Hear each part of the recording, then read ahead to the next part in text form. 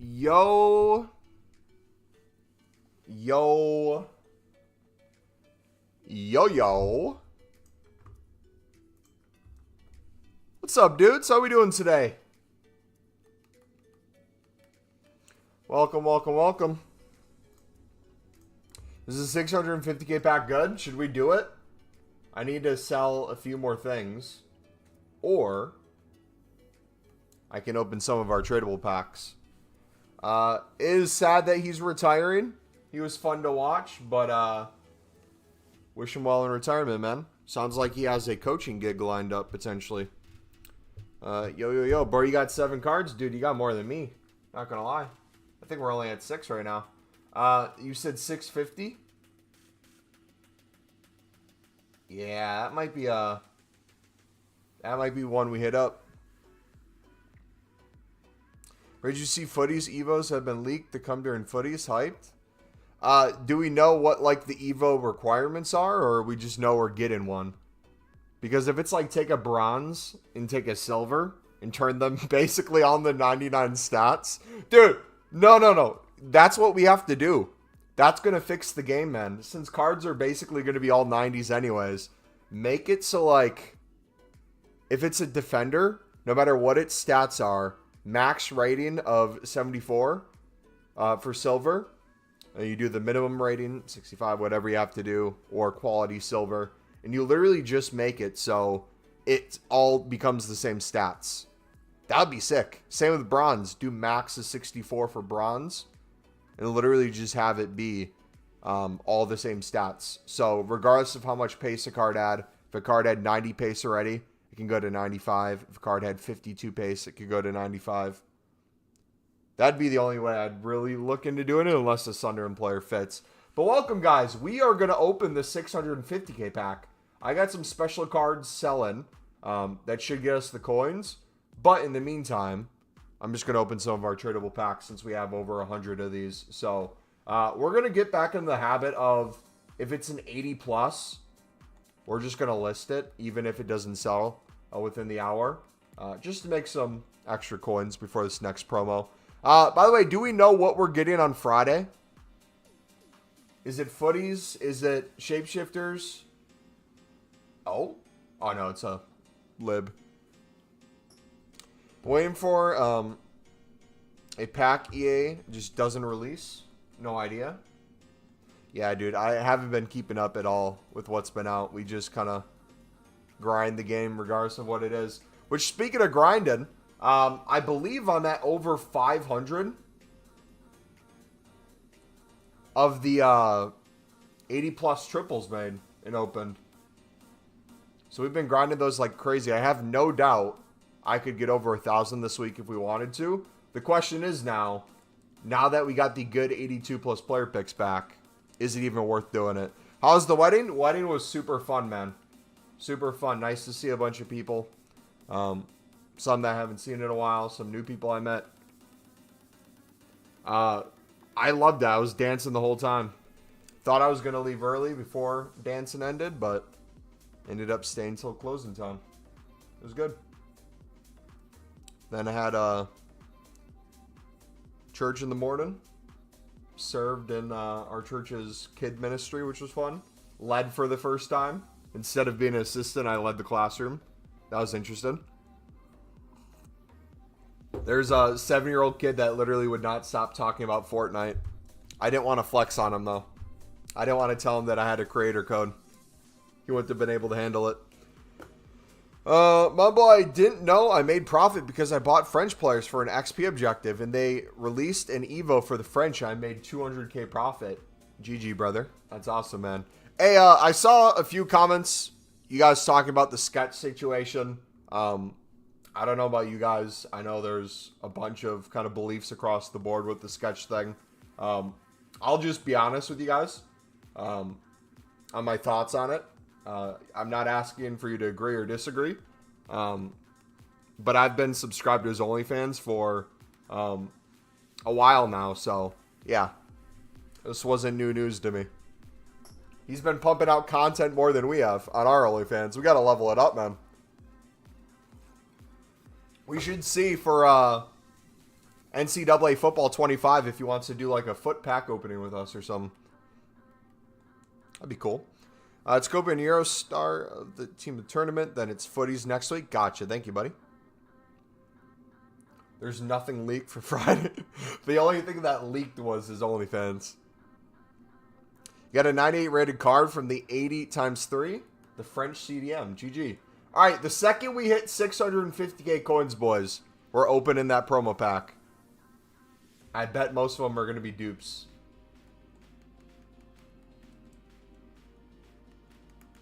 Actually, no. Second we hit 10 likes, we'll open that pack. We got 13 people in the stream right now. If you guys haven't already, smack the like button, subscribe if you do. Second we hit 10 likes, we'll do this 650k pack. It's the level up promo on Friday. It was leaked. Dude, I don't know what to believe anymore. I feel like we all get different information now. If anything, it's becoming a little harder to figure out what's coming, which I don't mind that. So it could be level up. That's technically been leaked, I guess. It could be team of the tournament. Could be anything, really.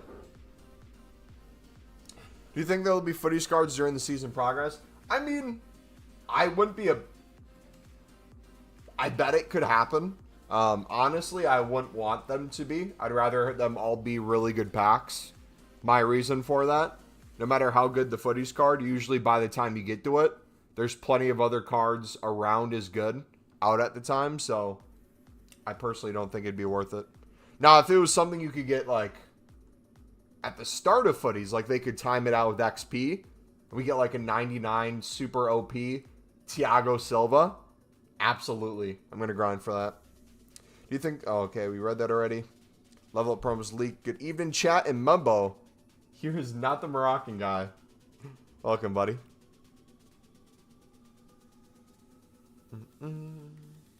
Yeah, man. Any transfer news? Crazy transfer news today? Any more couples get traded to the same team?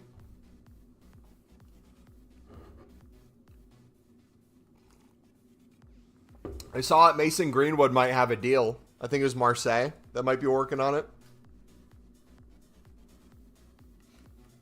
I think it was a loan with obligation to buy plus sell-on clause.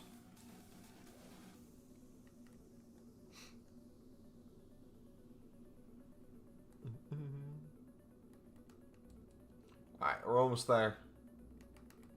Few thousand off. This week's promo is a footies promo. Yeah, I don't know what to believe. I guess we'll wait till Friday, man. We'll see what happens on Friday. Oh, filler. My bad. The word was blocked by the emotes in the bottom corner. It's a filler promo.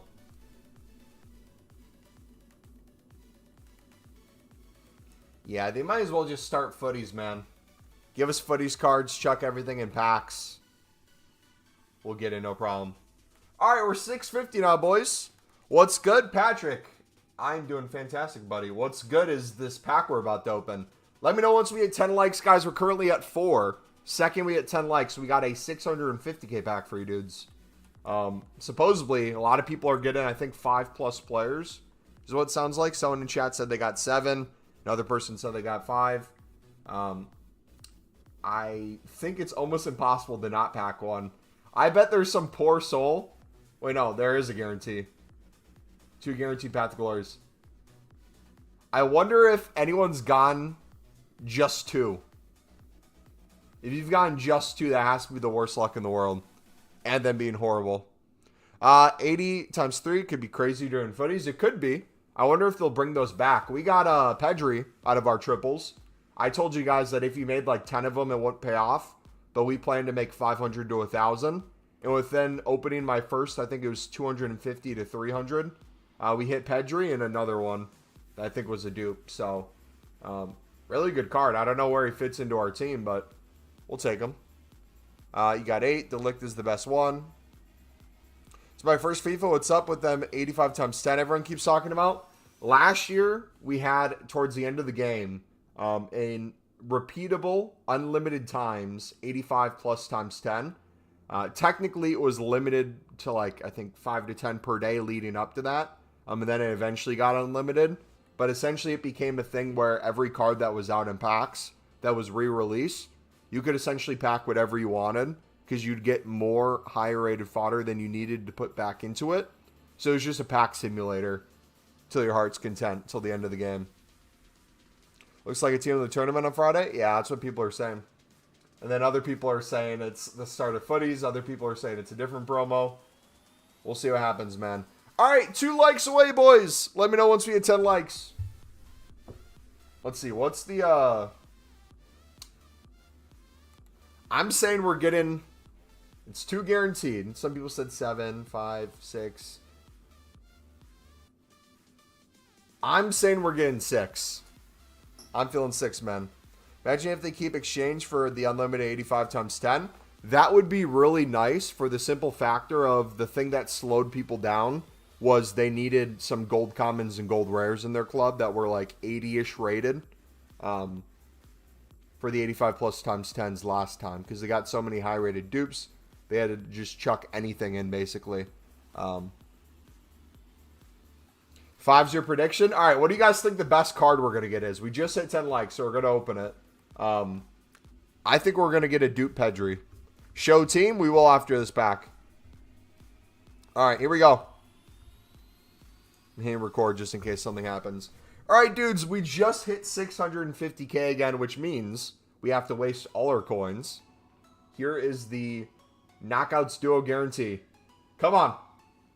Spanish, left wing. Torres. Okay, I don't think I had Torres yet. That's the 95 plus guarantee. Who else? Navas again. So we got 2 95 pluses. That's good. Anything else?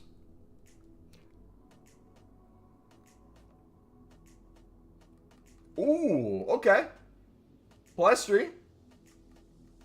I thought he'd be more expensive, man. Does Torres have a price tag? Okay, Torres is a W. Nunez. Yeah, dude, nothing's crazy anymore. So we got 4 there. How many dupes? 3 dupes. So we got 7. Small W. We'll take it, though.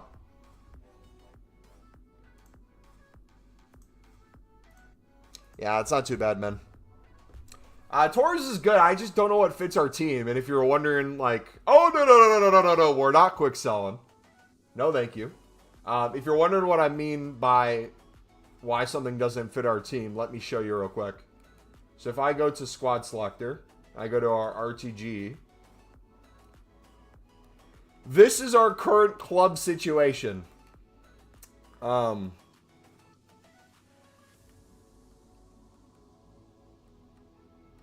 So we got to figure out how to... We're going to get the Evo of Dino since we didn't pack him. So the Dino is going to get upgraded. Messi's not replaceable. We just got Vieira and Mateus. Cole would probably be one if we got a crazy left back somewhere. But both Walker, Ruben, I don't see getting upgraded. Thiago Silva, never getting upgraded. By the way, can we show you guys? Do we have it? Hopefully it's still saved. If not, I have to go through games. Go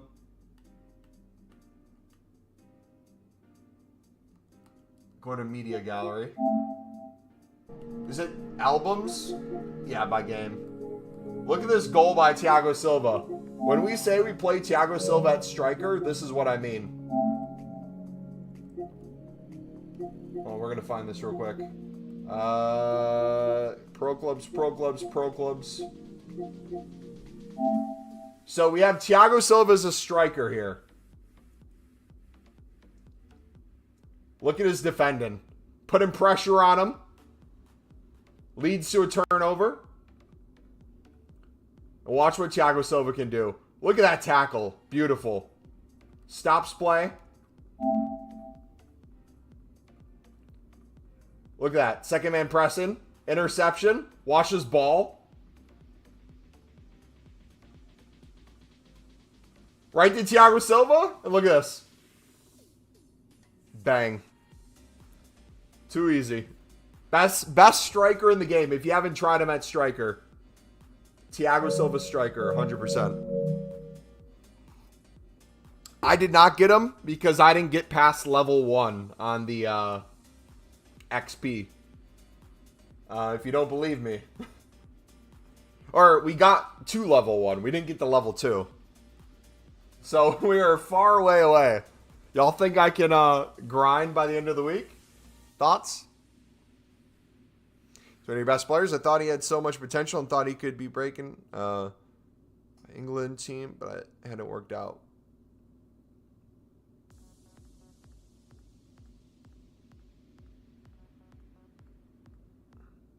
Oh, you're talking to the Millwall supporter. I was like, wait, did Sunderland sign him and I missed this?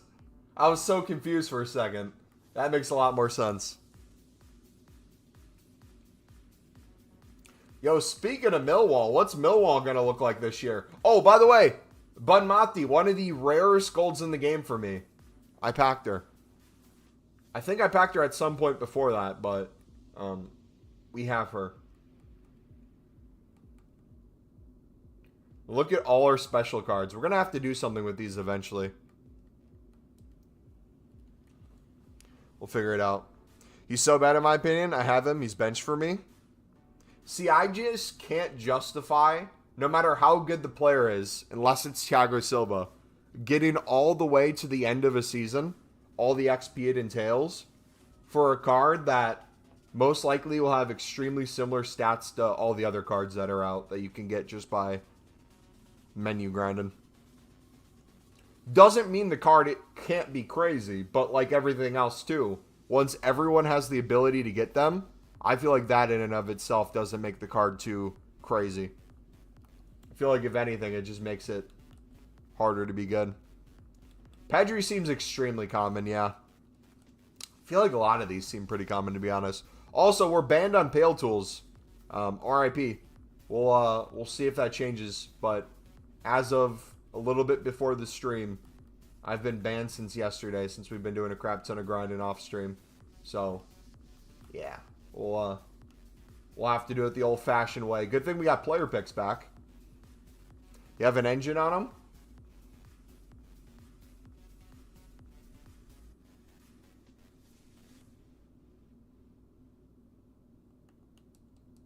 Dude, did you see Ipswich is signing like half the Hull City team? I don't know how they're going to do it, but that's crazy. All right, Kaku's next. Love me some Kaku. Speaking of Kaku, when's Sketch going to start streaming again?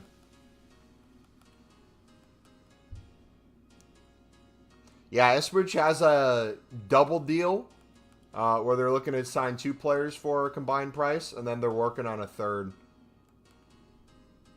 Where did your coins go? Define how many coins I had that you last remembered. Because I just opened a 650k promo pack. I had a mil plus coins into special cards. Alright, where's Kaku? There he is. There he is. Last week you packed Hullet. Nice. Yeah, Ipswich has pretty good money. Like, even when they were in League One. Obviously, League One's still hard to get out of. But, dude, have you seen the money that's being spent right now in League One? Crazy. Can we see EFL? Birmingham is spent so much so far. They have like a full new team. And they left.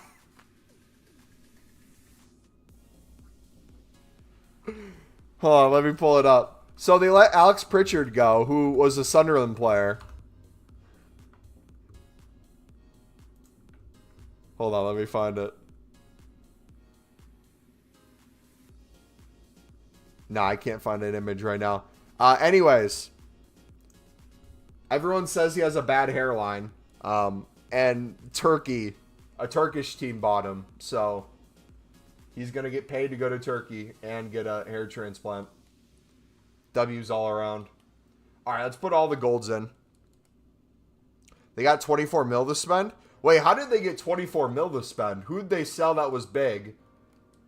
And then off of that, did they just have a bunch sitting around? League One with Sunderland 25, 26? I don't know, man. I don't know. Job said no. He's staying. And Chris Riggs said no to Bayern, Inter, United, and a bunch of other European teams that were crawling. Crawling, dude. He said, you know what? I want to stay at the best club in the world, Sunderland. Dude, if he went to like United or something, I could understand it. Sunderland broke our record for the most we've ever spent on a academy player getting their first contract, but it was well worth it. That being said, if he would have went to Inter, man, I would have lost it. I think the only thing worse than that is going to Newcastle, which he was rumored to do as well. Would have been a really hard time. Is A's Arsenal bound, you fear? Don't fear the inevitable. Just let it happen, man. They saved the money. Realistically, though, how much can you spend in League One?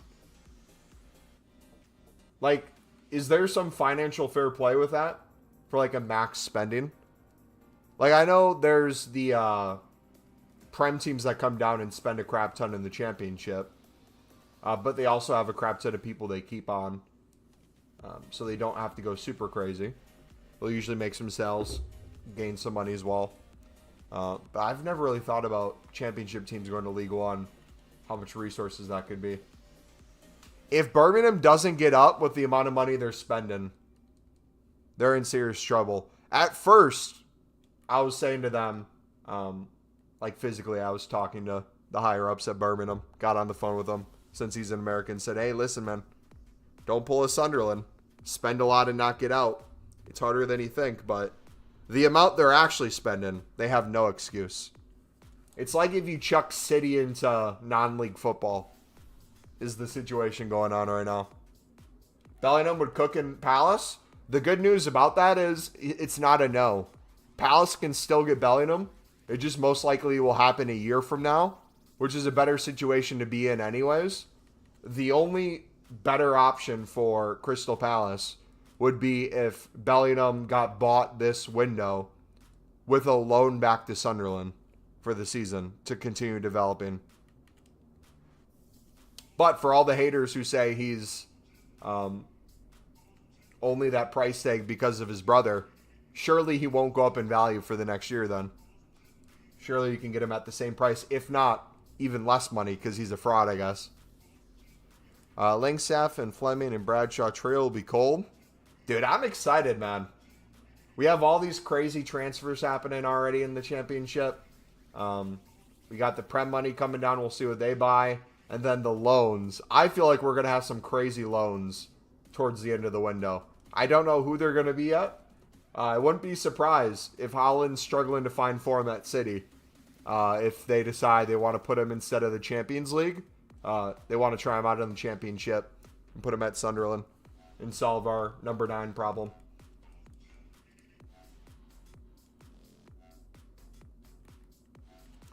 Calafiori's top level. Is there in recent times been a international tournament where players performed and been bought at an inflated price due to the international tournament where they performed? I know he had eyes on him beforehand. It's not like it came out of nowhere.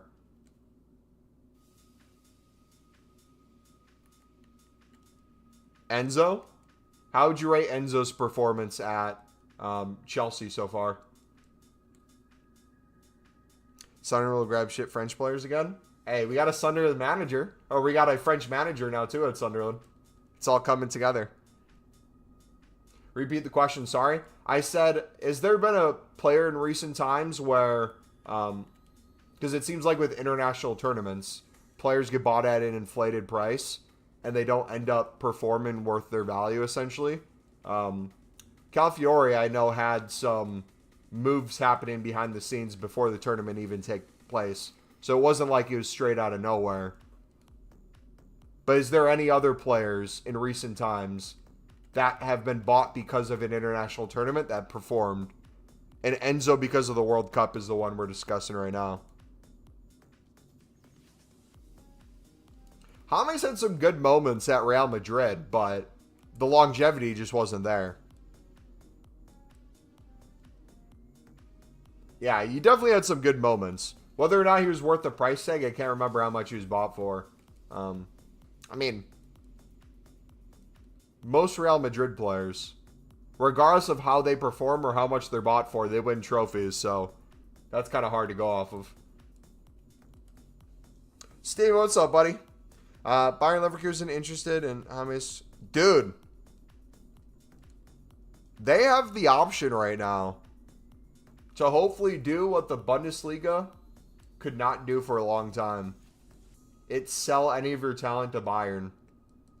Just if they can keep building on it, keep finding these missing pieces they can add, I truly hope it becomes a thing where them and Dortmund can continue challenging with Bayern.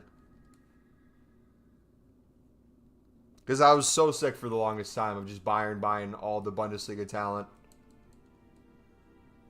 Yeah, and they're in the CL. They're going to be a fun team to watch. Almost went undefeated all season, too. What, came down to the final? Against Atalanta?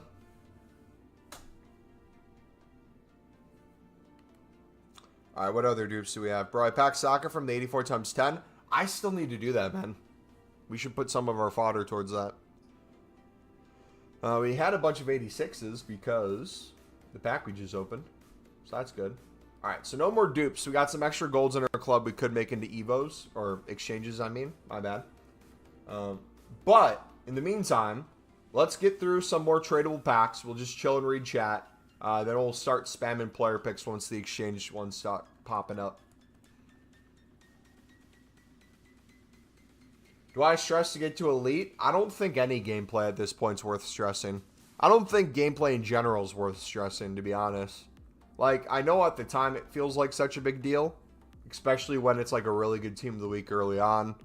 You think it's worth it, but at the end of the day, if you go in with the expectation you weren't going to pack anyone anyways, or you weren't going to get a certain amount of wins, and you're going to get literally 0 wins, but you enjoyed doing it, try to set expectations as low as possible. That way you can never be disappointed. But I feel like Div 1 and Elite are just so sweaty. Especially if you're trying to do Evos in the coming weeks, I'd stay low. I think I'm honestly like Div 8. I'm not even joking. Because I was like Div 4, 3, 2, something. And then I just kept going back and back. And then whenever I need to do Evos and it's foot champs or rivals, I get the least sweaty gameplay. And La Liga might be back. I'm excited for football in general, man. I don't know if it was because the international tournaments have been somewhat of a disappointment and somewhat good, but I just miss club football, man. How are you 100 XP away from Puskas? We are a little more than 100. 100k XP, maybe.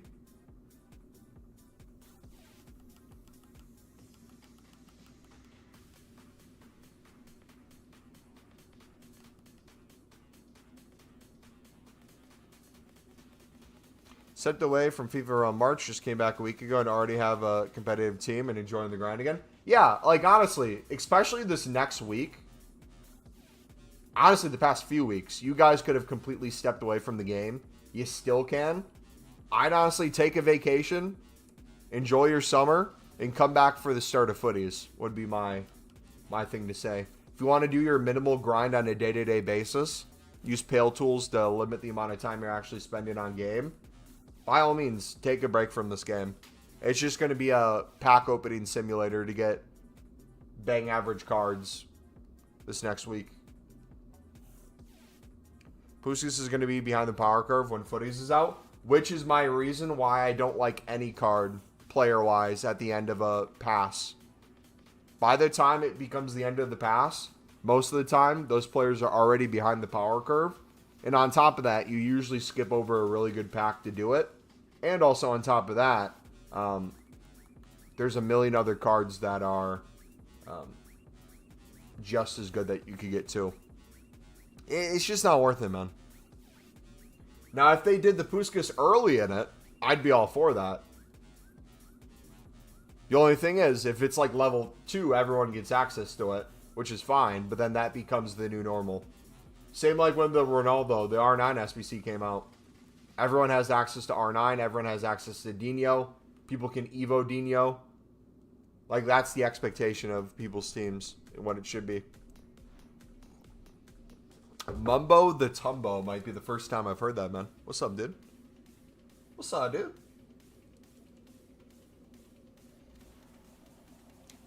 Yeah, him behind the power curve is a crazy statement. Can't wait for the unlimited 84 times 10 and 85 times 10. Dude, imagine that with exchange packs. How crazy the grind would be. Imagine, hear me out, 85 plus times 10 for like an 84, 85 rated team, whatever it is, doesn't really matter. You put in a few promo cards, you hold the rest, or since it's all dupes basically, you put all the dupes in exchanges, you open those exchange packs, you get endless gold so that every time you open you can make another one. Remember when we used to put like bronzes and silvers? People were doing bronze pack method last year because they basically had every card in the game. So they would get an 85 plus times 10. Most of it would be dupes. They'd put it back in and then they'd put a few bronzes in. And it was still overkill.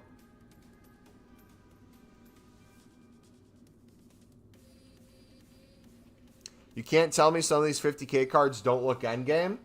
Can you point one out in particular? Because I want to try to make a case off of this. Stat-wise, I agree with you. Body type, positions, overall how they feel in game. I'm under the belief both Evos and promo cards are a lot more clunky in game than the stats show. And that's why they just don't feel good. That on top of everyone has them, essentially. But I feel like Evo cards, you feel it for sure. You see stats and they do not live up to those stats. Which brings us to an issue. What is going to be considered an endgame footies card? 5 playstyle plus and all 99 stats? Surely something close to that would have to be. 95 Puraha is 50k.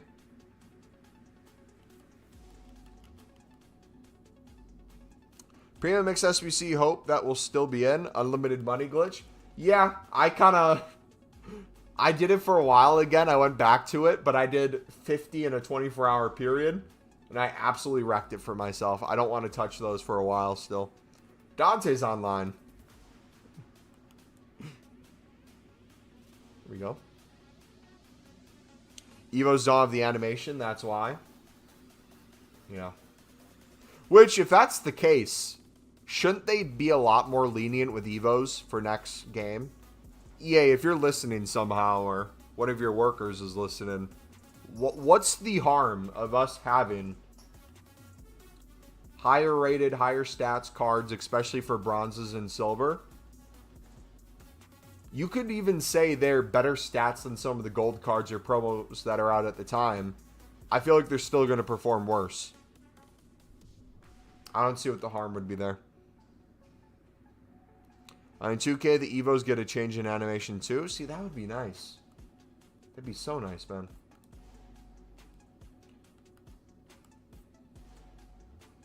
Dude, I can't wait for Black Ops 6.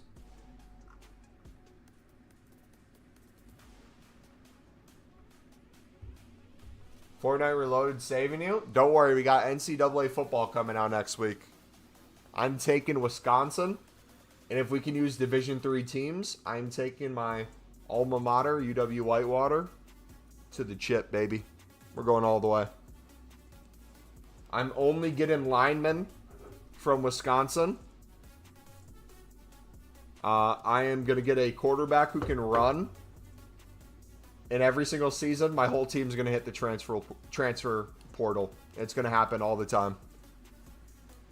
You play Egg Ball? It's the first game in ages. I played when I was a little kid. Religiously. Especially when they had the mascot game modes. I don't think mascot game mode's going to be included in this game, but yeah, I played Egg Ball. I'll tell you what, though. My knowledge on Egg Ball is horrific. I don't know plays. I just kind of pick a run play or pick a throw play as is. I don't know formations. I don't know zones. I don't know play type names. I really don't understand positions. I understand what the lines are, like the linemen. I know running back, quarterback, wide receivers. I know defensively you have your defensive line, you have your safeties, you have your cornerbacks. I understand that stuff, but like player name recognition, how to scout, how to get them to come to your team, all that stuff I'm going to be horrible at. So the way I plan on running it is I'm going to recruit and I'm going to watch the games when I grind EAFC on Pale Tools. So I'll have Pale Tools and I'll be watching like my team play like I'm the manager. Or not manager, coach. It's American football. So I'm going to treat it like a career mode, a limited career mode. I want them to be the best in the Big Ten. If I can do that and I can win a championship with them, I think I'd want to move them to the SEC if they can have you move divisions, which I believe is possible. What's my favorite FIFA? This is going to be a hot take. And I know most of you won't agree with it. My favorite FIFA / EAFCs are usually always the year that's current in the sense of not gameplay. There always seems to be something that comes out that changes the way we grind. And if we're going strictly off menu grind, it's hard for me to think there's been a better menu grind than exchanges for when they came out. You can point to 85 plus times 10 the previous years. I agree with that too, but I'm assuming we're going to get one at the end of this game as well. But from like a content creator standpoint, this game has been phenomenal with that. But I know next year, I'm running my account extremely different, and I'm super excited. I think it's going to go really well. We are, as of right now, the plan is not saving packs for Team of the Year. Most of the packs that we have will be opened during the promos leading up to it, so we can pack other stuff. We can do League SBCs, we can do exchanges. But the main focus is going to be trading, investing in liquid coins. That way, when EA comes out with the great value promo packs, we can choose to use our coins to buy it during promos leading up to it. And then make sure we cover the difference in trading or investing for the week. That way, we each week move up towards our goal of 10 plus mil. Probably could get 15 mil plus, to be honest. And then we just go crazy with league specifics during Team of the Year. Because if it's anything like this year, it wasn't worth saving any of our packs for Team of the Year. The wait was so bad. I would have rather taken millions of coins and put them in league specifics. Did exchanges exist from the start? So if you guys remember, correct me if I'm wrong, I believe we got introduced to exchanges during the Thunderstruck promo, where we had an 85 rated card that you put in for a gold players pack.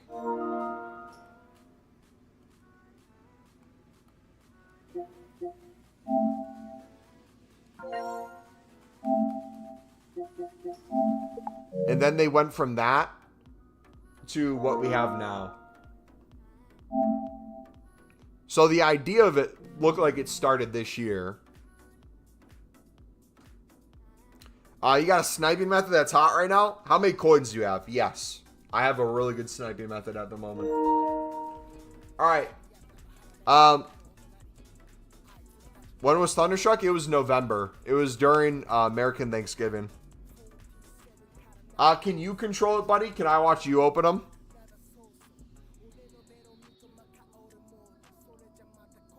Does that work better?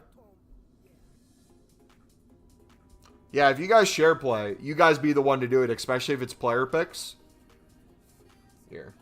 I can always... Do I need to, like, request it or something?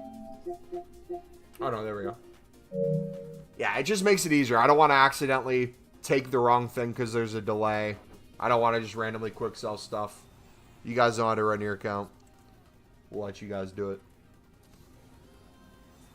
Watch them get the best promo card that's out.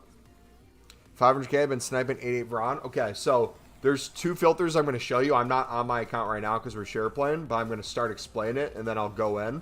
We did this with... you're not going to see us having a lot of coins right now, but we had basically 2 mil that we put into special cards that we kept flipping, and then we've been opening promo packs, so our coins are constantly going up and down. You're going to go to special. You're going to go to minimum bid price 10,000.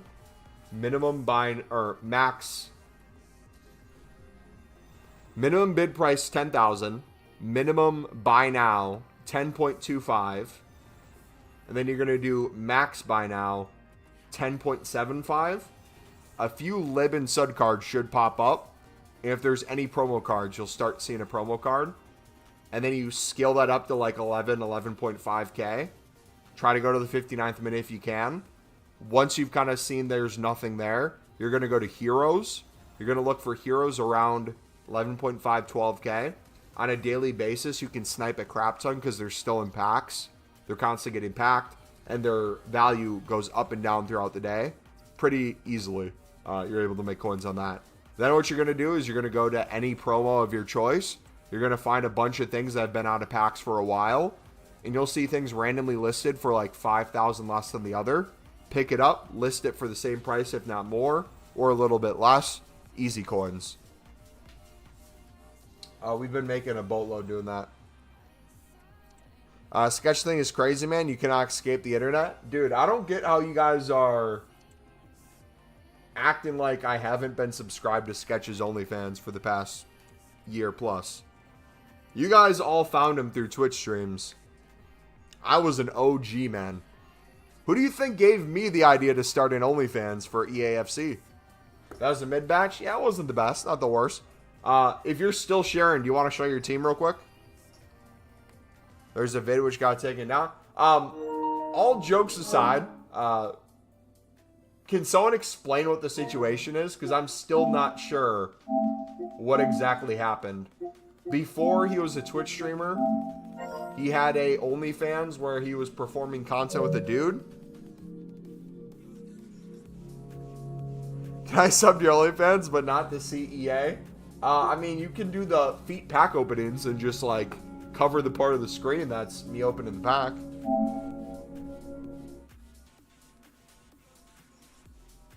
Yeah, exclamation mark OnlyFans in chat if you guys are looking.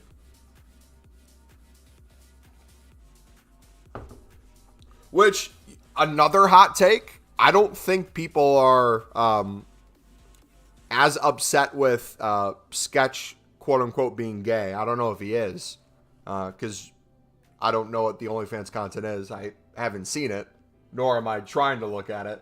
I'm pretty sure he's getting the same treatment that almost every single OnlyFans person gets. It's just a dude this time. The only difference is he's not going to have millions of dudes going to go subscribe to it if it was still up. If it was a woman, a lot of them would go subscribe. That's my take. I saw someone say Sketch turned into Stretch. I can't get that out of my mind. Alright, let me show you the filter for anyone trying to make some coins. Let me show you. I'll catch up on chat. Give me a second. Appreciate the support today. You guys have been killing it, man. Plan this week as well. Shorter stream tomorrow night. It's going to be family dinner night this week, so hour and a half, maybe hour. We'll just keep doing pack openings, making coins, all that fun stuff. So this is what I do. I do 10,000 or 10.25. You can do whatever you want. Minimum buy now, 10.25, 10.5, whatever you want. I do 10.5 max. I see if any specials come up. EA has ruined this filter in the past by having a bunch of libs and suds that are silver and bronze. for some reason randomly have super high prices.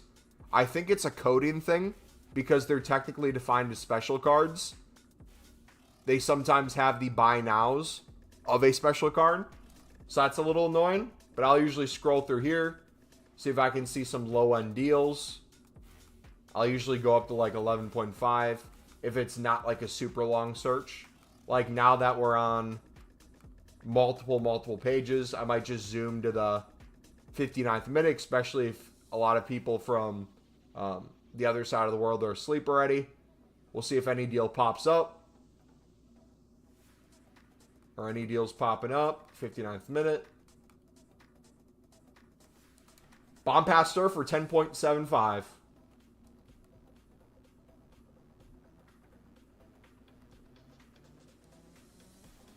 More than double their coins. That's the kind of thing I'm talking about. Is that crazy?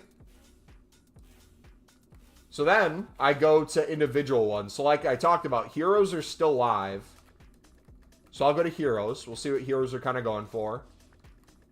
We see that all heroes are 12k plus. I bet if I snipe this, I could sell them for like 14 plus within the hour. But I'll just kind of look to see if there's anything popping up for less than that. I'll look to see if there's any crazy one around this price range that shouldn't be there. And then once I've kind of done that, I dip to another promo. So I'll look at like Centurions. We'll see how much Centurion cards are going for. Not too many here. Not many high rated either. So I'll usually then go away from that. I'll go to like Centurion's icons. We'll see what the cheapest ones are going for. Looks like 30k around there. So I'll kind of hover around the lowest buy nows, see which are the common ones popping up. If another one pops up around this price range and I don't see any of the other ones, instead of sniping it right away, I'll just go up another 1,000 or two just to make sure it's kind of safe. But it looks like Gattuso's the only one here. So I bet there might be some defenders that are a good value. So there's Coman. I'll flip on some things like defenders as well. Just gonna get rid of some of those. As we see here, there's a 38, 2.5, 38.5. Occasionally have like a 35, 32 pop up. And since it's not the lowest buy now from these cards altogether, the bots really aren't picking it up. So you got time. So I'll just kind of keep bouncing around. We'll show you a few more and then I'll go back to what we were doing. What's a good one to show off? Oh, Mad Ready is fantastic. I got a Van Dijk for 70, under 70k. And I sold them for, I think it was 85. So there's one for 27 for Chiesa. There's just not a lot of these on the market. If you're wondering why someone would buy this card, it's literally because of the design more than anything. So I see nothing there.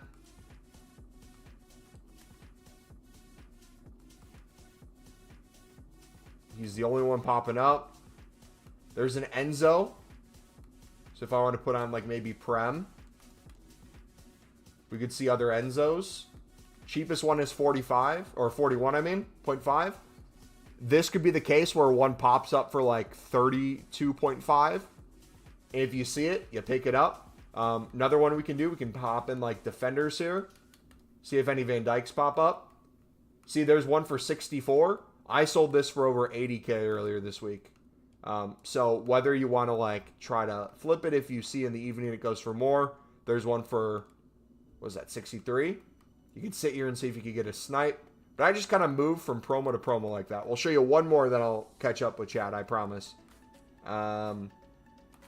What was the good one? Winter Wildcard was good.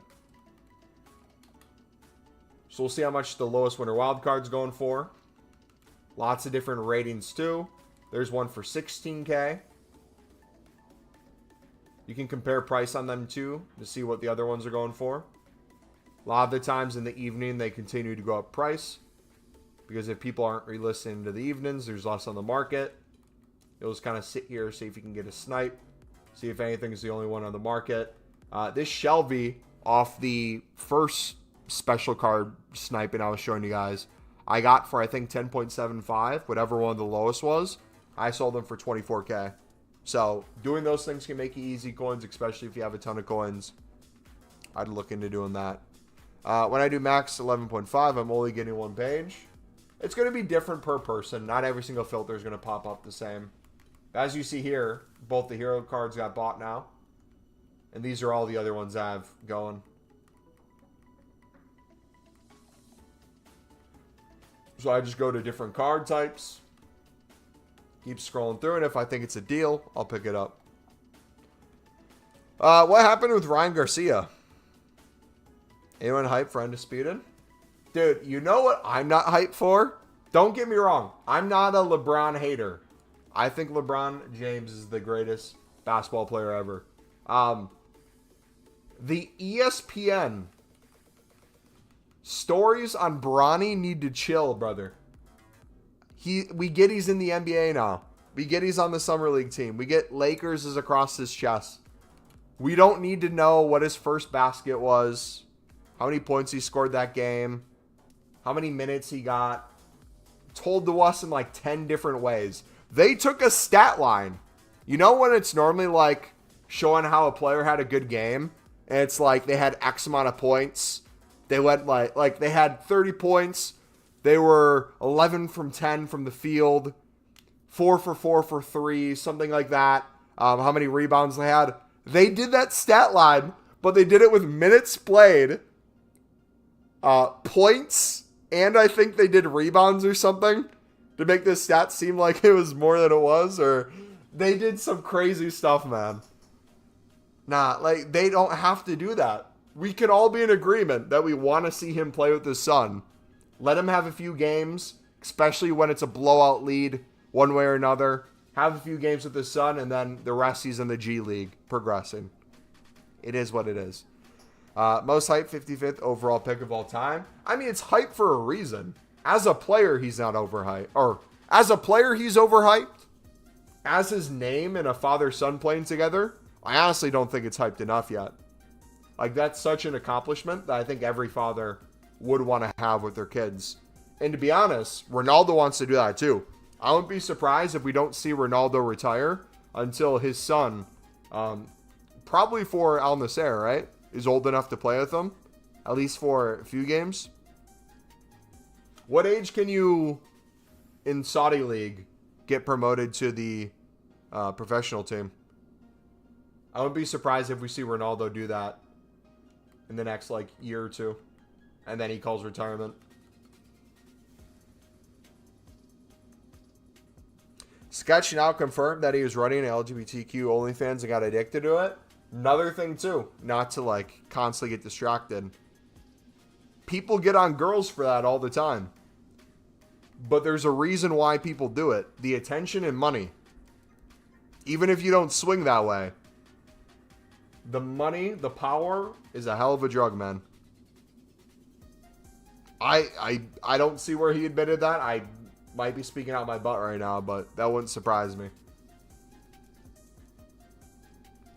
2 days ago was your birthday. Happy late birthday, buddy. What'd you get for your gift?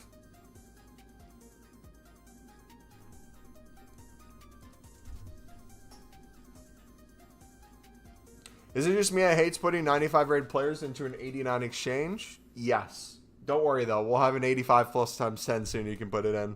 United are cooking in the market? Dude, I still can't believe they're going to win that deal over AC Milan. I think it was, what, a little out of their price range? Then, Zlatan, what was Zlatan's statement today? I got to find it. Zlatan said Origi's going to be training with the AC Milan U21 team because he's not a part of any AC Milan project going forward. He's not good enough. Where was it?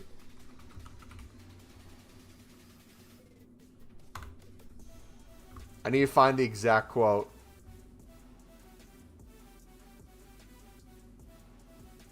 Dude, Zlatan's just awesome.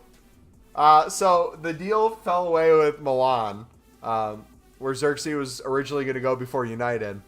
Zlatan's comment, Xerxes, it's the past for us. We already have the new striker in mind, but I'm not going to tell you the name. Where's the other one? AC Milan's Zlatan Ibrahimovic, Origi, and Balo Torre are not part of our plans. They will be part of the youth team as they're not included in our project.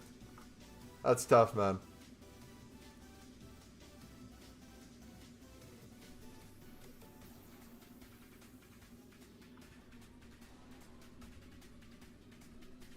I think he will, in general, though, be a good fit for United. We'll see how he adjusts to the Prem. But if you watched him in Serie A at all, dude has 100% the potential. I think that's a good signing. And what do you get him for? If it's 40 mil or less, I think that's great value.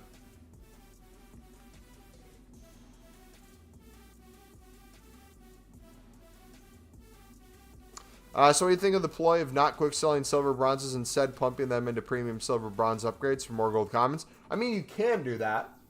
That's an option. Especially if you've done your daily stuff already.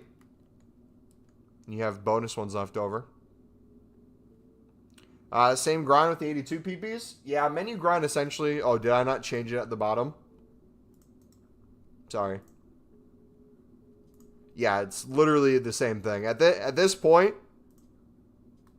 there's not much more we can show you guys in terms of a grind, since it's the same copy and paste thing over and over and over.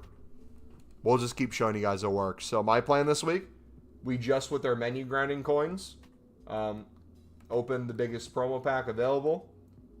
Got 7 promo cards in it, and we're gonna get those coins back by grinding the menus. And we'll probably do some promo card flipping too on the side.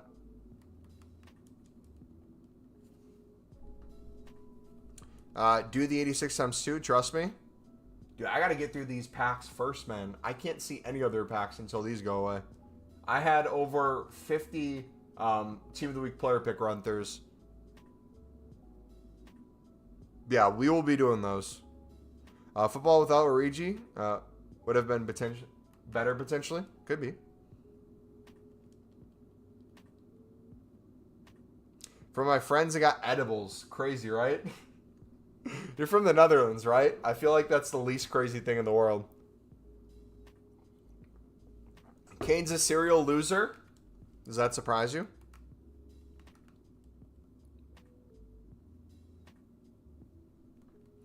I'm curious to see how long Kane stays at Bayern. And if they go a single season without a trophy, let alone if they lose the league every single year he's there, it is the greatest thing in the world. Honestly, maybe that was Leverkusen's ploy. Maybe what Leverkusen did. We got to come up with some conspiracy theory. They sent whispers that maybe they're interested in Harry Kane, and that Harry Kane was interested in joining them on a record-breaking fee, and Bayern heard about it, so they wanted to get ahead of it, so Bayern offered him the contract instead. And because that happened, they're now not going to win a trophy. Son's birthday today. He's Spurs through and through.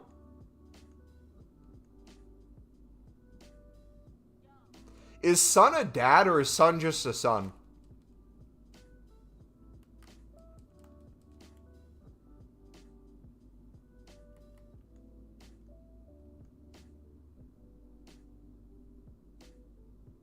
I've gotten Benzema a few times from the PP. Have not seen Mbappe. My best ever in form was Hansen, tradable when she was in packs, and Messi, untradeable when he was in packs. But neither of those came from the PP. We've probably had to do close to 1,000 Team of the Week PPs by now, and we're nowhere near Mbappe. Jack Clark is that good? Honestly, you know what? Hot take. I like what Sunderland's doing with retaining the players they have now. Instead of maybe a low ball to Jack Clark for, I would consider low balls 20 mil. If you already have a sell-on clause on top of that, and you're trying to replace him and you're going to spend 5 to 10 mil anyways, why not just keep him, since he's proven he can play in the championship and he might not be at the level to be in the Prem yet? Get him on a better contract for a few years, extend it 3 years, That way, if a Prem club comes around or he develops even more, you make that money back plus some. You're just paying him more wages in the meantime. I wouldn't be surprised if that's the move this season. They sign him on a new contract on higher wages for like another 2 years or something with an option to extend it one more, knowing that more Prem teams will be interested. But yeah, if you watched him, and I'd be curious with Somerville, because Somerville hasn't had a move yet, right? If Somerville ends up going to the Prem, I'm curious to see how he does in the Prem. Because arguably, Somerville had a better season than Jack Clark and is currently better than Jack Clark. And if he struggles to do well in the Prem on a move, that could spell trouble. For someone like, I don't know. What team would want Jack Clark now?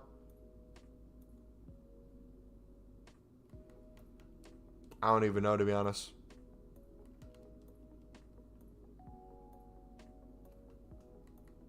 Yeah. Sunderland, my love for the club aside, I would hate to see him go, but for the money, I think he'd be smart. But realistically, keeping him this season would be good. You don't know Somerville? Okay. I could understand Jack Clark, but if you don't know Somerville, you just don't know ball, brother. That's all I got to say to you, man. Just say you're not a football fan. It's okay. We already knew it by the team you support, but it's fine.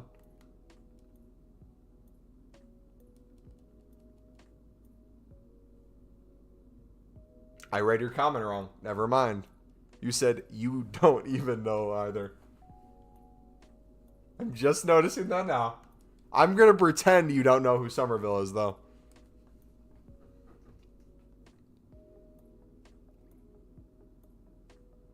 Oh, wait, no, in your other comment you said it. You said, yep, don't know much about him, but he's highly rated.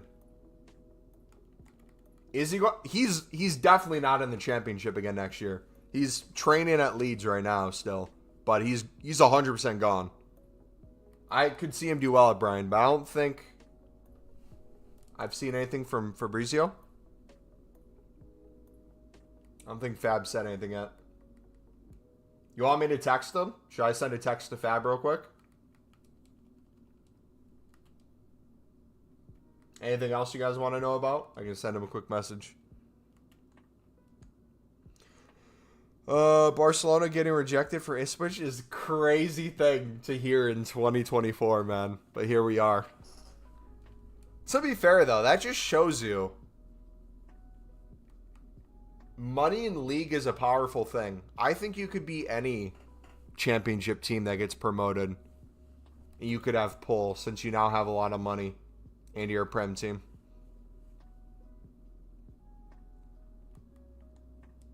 How much money does Barca have to spend? No way they get Nico, right?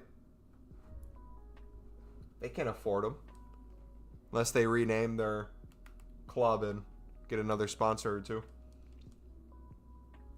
The prayer team tried to save face and say the agent lied. Oh, are you talking about the agent who flew there and took photos until he got kicked out by security? Brother, that was hilarious. Nah, you gotta love that, man. That was quality.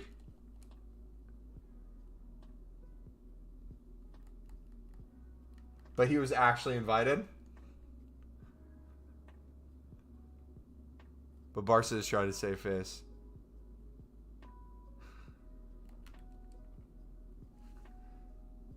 That's beautiful, man.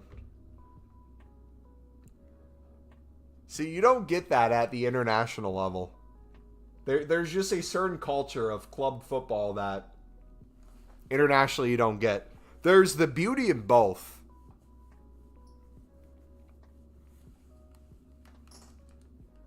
I'm just afraid too many teams are going to go back to a system of playing. And we're going to have a lot of underwhelming matches. I hope that's not the case. I hope City says, you know what? We're tired of winning. We're no longer a system team. Pep's going to sit in the stands. He's going to say, go for it. Have at it. Do you think EA will drop any XP tomorrow? I'm not sure. Does the season end on Thursday? They're so broke, man. I'm telling you, their next move is going to be they're going to like work with like OnlyFans models and like create content on the side. They're going to come up with some random revenues. They got to get the money somehow. Yamal's him? Dude, Yamal looks insane, man. I saw a crazy stat about him, which the stat's not wrong, but I love how people like to put stats out there. It was something about X amount of assists away from breaking the Euros record at the age of 16 or something. I can't remember the exact thing, but the way it was like written and worded, it was clear where it's like, yeah, this is his first tournament. He'll probably have another 3 or 4 minimum. Realistically, he could get close to that total, but let's not act like he's about to break it now. He's going to break it when he's like 28.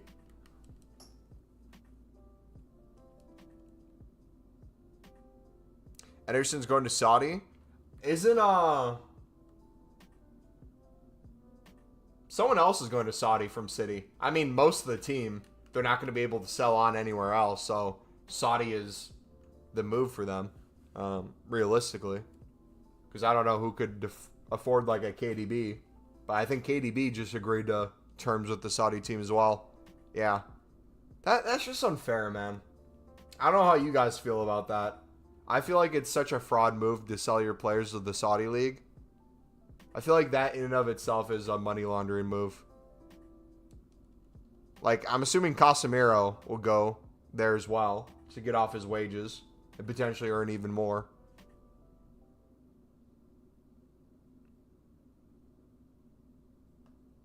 The retiring is crazy. Yeah, man. It's scary seeing all these people retire. It just shows we're getting older, man.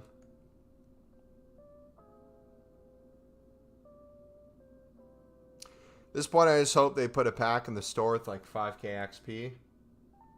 Yeah, I just can't be bothered with XP, man. They could put the craziest stuff in there. Again, I just don't feel like the end of season rewards are ever good enough by the time we get there. And on top of it, I just don't want to sweat for needless XP when they might just give it away anyways. I'd rather just enjoy a promo, play as much or as little as I want to, and probably have a better team because of it.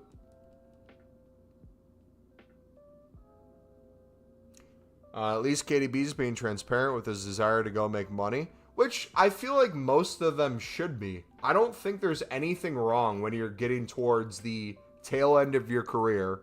You're already on pretty good wages. You're most likely not going to get more money from another team. The transfer is probably not going to work in the way you want to. Going to the Saudi League for a ridiculous amount of money to retire like generations 5 out from yourself in the future for a few years of football max is a perfectly reasonable thing to want. I just hate like the culture around it where people have to like come up with a PR statement where they're like, the quality of football, I believe in the future. I see the direction the league's heading. I see a lot of potential. You don't believe that. Come on, let's be honest.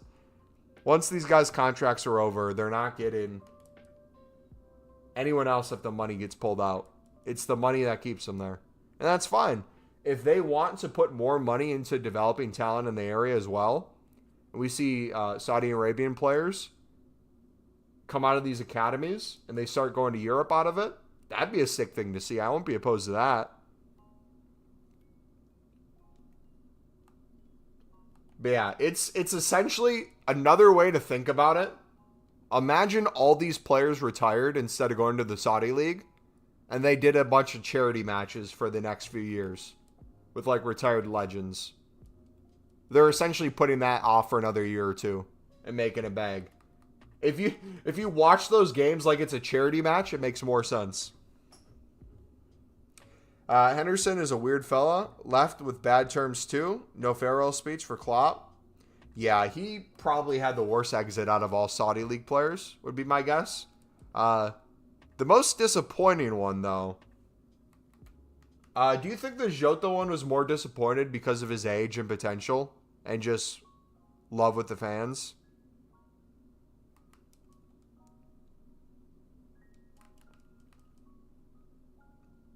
And when you score, make the Celtics sing. Jota on the wing. Jota on the wing. Vega too? Well, here's the thing too. This is something that people don't talk about as well. It doesn't mean your career's over either. You could be earlier on in your career, make a move there, and go back to Europe just fine. How efficient is the method? I've opened unlimited packs. I've made unlimited coins for the past 3-4 months. Never coming close to running out. And I have 120 plus cards that are 89 plus rated that at any point in time, I can continue putting back into the exchange. And instead of spending like 5 to 8 hours a day, I usually spend an hour, hour and a half on build tools to make up that time. Yeah. It's pretty efficient, if you ask me. I probably play now max an hour off stream most days.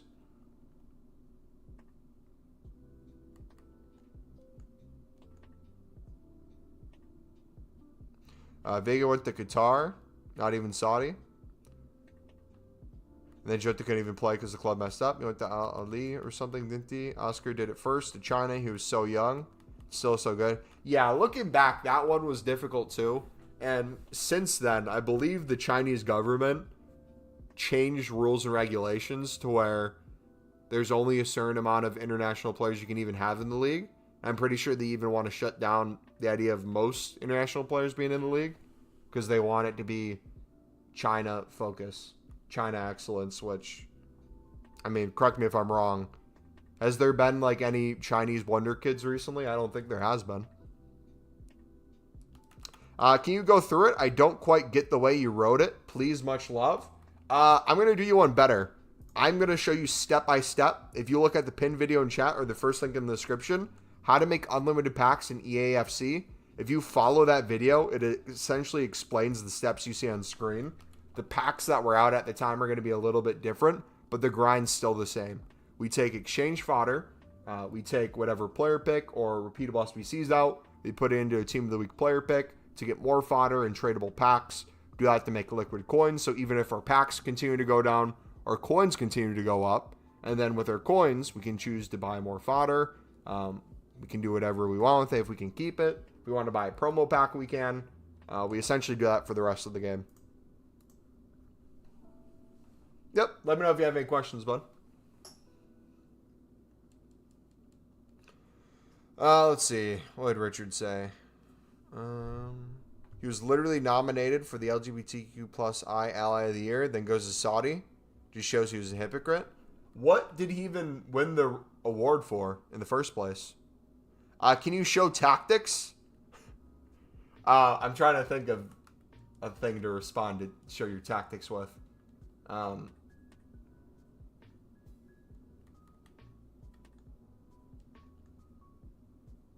I play very little gameplay, so you don't want my tactics, buddy. That's my response. Most of the Chinese clubs went bankrupt because they got money from real estate companies. That bubble exploded. Dude, if you guys don't watch YouTube for like footballing content, there's some football commentator videos and YouTubers out there that go into insane detail on leagues, players, financial situations, history of clubs that are super fun to watch just to kind of get informed on some stuff and how it happened. Kind of like the behind the scenes. If there's one on Chinese clubs and the Chinese league in general, let me know. I would love to watch that. I've seen ones on the Saudi League. I've seen some on the MLS. Footballing Pyramid in England. World Cup in Qatar. Euros, Copa. But the Chinese League is the one I haven't seen. So I was a big advocate and outspoken about acceptance and tolerance. Not defending or going against them in any way, but couldn't people also say I think he even said in one of his statements, theoretically, you go to a culture that maybe doesn't respect those values. Could he potentially be going there to change it? Whether he's able to or not, I don't know. Or are you only going to speak with people that agree with you? Like, in general, didn't Ronaldo going to the Saudi league make the Saudi government more accepting on couples that weren't married living with each other? Because don't they have their own, like, hotel all to themselves and they're not married? Like, it's not even an LGBTQ plus thing. I'm sure if the money's there for anything, anyone would make exceptions.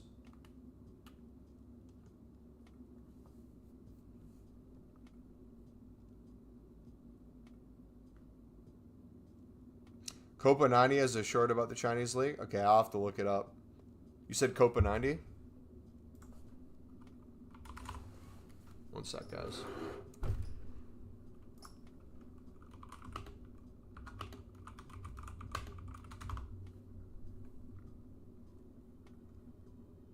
Inside the Chinese Super League, football sleeping giant, question mark? That was from 6 years ago. I wonder if this was the first video, and if there was a fall video after this, would be my guess. Oh, that would be cool to watch. I hope there's a second video. If that one's like the potential it has, it'd be cool to see like what all went wrong, kind of like what you're talking about. Yeah, I'm excited to watch that.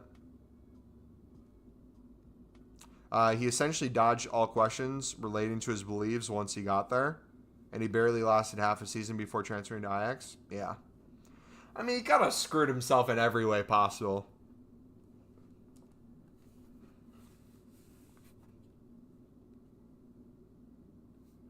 Chinese Super League went bankrupt? Supposedly.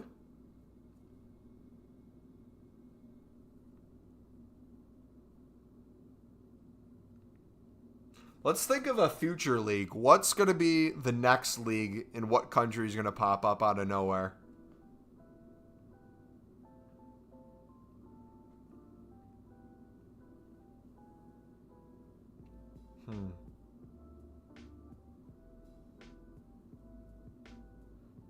MLS? I mean, MLS has kind of been that way. They have weird rules and regulations for stuff, so although there's a lot of money in there, like you see Inter Miami getting a crap ton of stuff, that doesn't apply to each team in the league, so it's a little unfair there. No relegation promotion either, but I wonder like if there's like a rewrite of the rules, infinite amount of money pumped in, what a league could be capable of. Like imagine if they took the Australian league, which probably is like the worst time zone for anyone anywhere at any point in time, and you put like all the superstars in the Australian league. You turn that essentially into a super league in and of itself. That'd be fun. Or remember if you guys were here in 2020, when I was streaming during COVID, basically nothing was on football wise, but early in the morning we watched the Indian Super League. We watched my Mumbai City. Definitely didn't pick Mumbai City to be my team because it sounds close to Mumbo. Definitely wasn't the reason. That was super fun. I do not think India has the capability of making that happen, though. I think realistically, if you want to make a league work, the importance should be on the youth development in the youth academies in the area. If you can have that at least and dump money in for everything else, you have some sort of structure. I think the issue is if you did it in India, I don't think India's producing superstars. I think they've tried it in different circumstances to see if clubs invested resources there. I don't think they found many players that could play at that level. They tried it in China, it didn't work. Japan, I feel like it has the potential. I bet you could turn the J League into something crazy. I mean, I feel like the J League's kind of slept on as it is. If you pay attention to kind of transfers that happen from leagues like that, you see some really interesting moves because the culture in Japan too, kind of like the United States, education is part of some of their journeys. So you have people going to college, university, and not necessarily going pro right away. So you have different backgrounds. Like, didn't Mitoma literally go to college and write a paper on like the mastery of dribbling or something? Wasn't that a talking point like a year and a half ago? Brazil can do it. There's a huge divide between rich and poor in the country, but the money is there in football heritage. Yeah, possibly.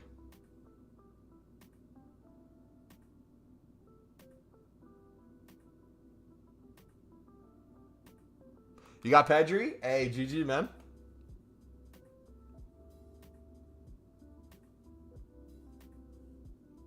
Imagine the Brazil League if Madrid wouldn't buy the talent. Well, that's the way it used to be, right? Like, if you look at some of the icons we have in Ultimate Team and you look at players over the years, Brazil's team back in the day for the World Cup, a lot of their players came from the Brazilian League. I don't know exactly what that was from. Maybe it was because you didn't have the European clubs just scouting and buying all the talent right away, and they wanted to stay there. They had a really good league. How are these peepees looking for the method? Even better than last week, technically. The 82 is usually always better because it's less cards needed. But in general, it's all kind of the same.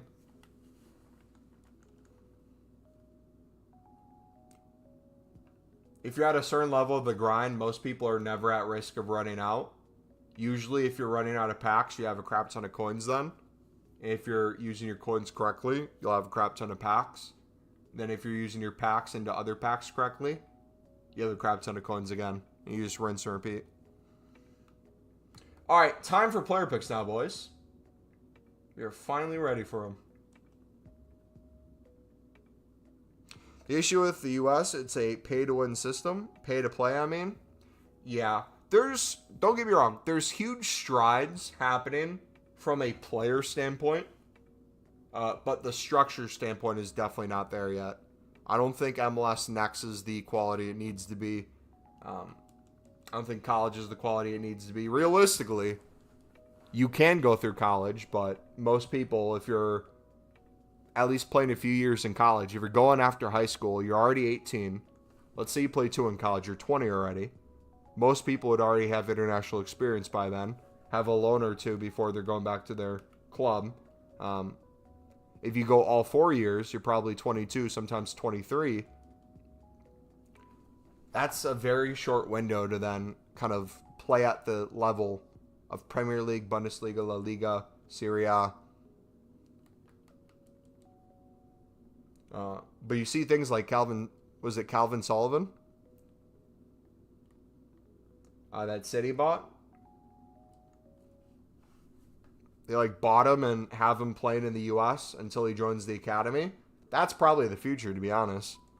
Instead of the U.S. building the infrastructure for them to succeed, European clubs will just kind of notice the talent, have them be there a year before they join their academies. Not pay to win. I was thinking of FIFA. I mean, let's see if we could actually turn that into a point. Pay to win. For your kid to succeed, unless they have just an insane amount of raw potential, in every club, every opportunity comes free of cost, which don't get me wrong. If you're good enough, there's always a way. There's a ton of people, though, that they don't see as good enough right away. And if they're given the resources at a reduced rate or even sometimes just free across the board, they could turn into a really quality player. I'm not even going to use the argument anymore of culture of football in the United States because I got crap from you guys because you could say the same for about your sports too, even though I still agree at that point. I'm going to stand on it. I truly believe, and I'm not even going to compare it to other countries, if the footballing culture in the United States was that United States, their top sport was football and not American football or basketball or baseball, I think you would see a huge change in youth development, and then 5 to 10 years from now, you'd see a huge cultural change of the sport. That can definitely happen in other countries too. If rugby's the most popular sport, if cricket's the most popular sport, if you made football the most popular sport, you would see that too. But I think the United States has a lot of things working in their favor, mainly facilities and money. And those are two huge things. Firmino is now a pastor in Brazil. He built the church. Really? That's cool. Is it bad they use Team of the Season Harry Kane? I mean, if you enjoy using them, why not?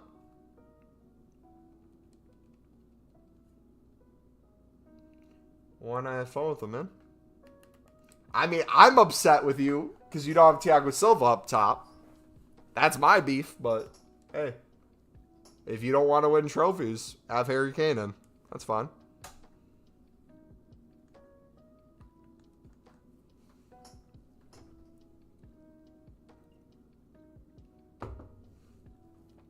Let's pop open some of these large packs as well.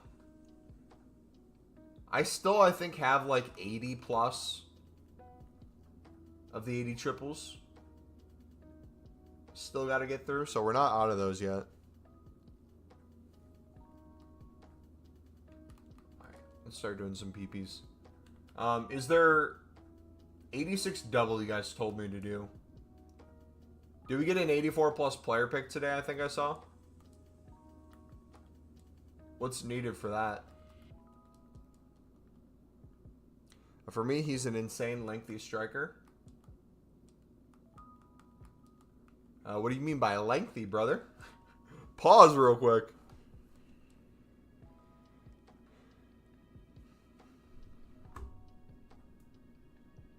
Is it bad when I say all of my wingers are diabolical in this game? It's because you're treating it like a game and you're not treating it like true football.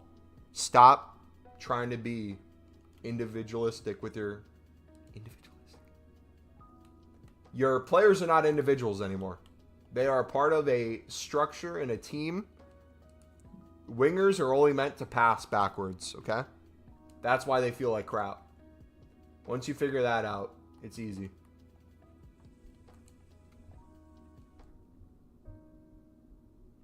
$95 is usable. 87 Diaz can't dribble past anyone. 96 Rafinha can't dribble either. I bet, and I'm not even as a Sunderland fan saying this, I just made it as a footballing standpoint with how bad this game is. My Jack Clark, who has 93 dribbling, 99 agility, 97 balance. If you find a player that has better dribbling stats than him, I guarantee you my Jack Clark feels better on the ball than probably even Ahmad, to be honest, with 99 agility and 99 balance. Like your Dinos, your Messis.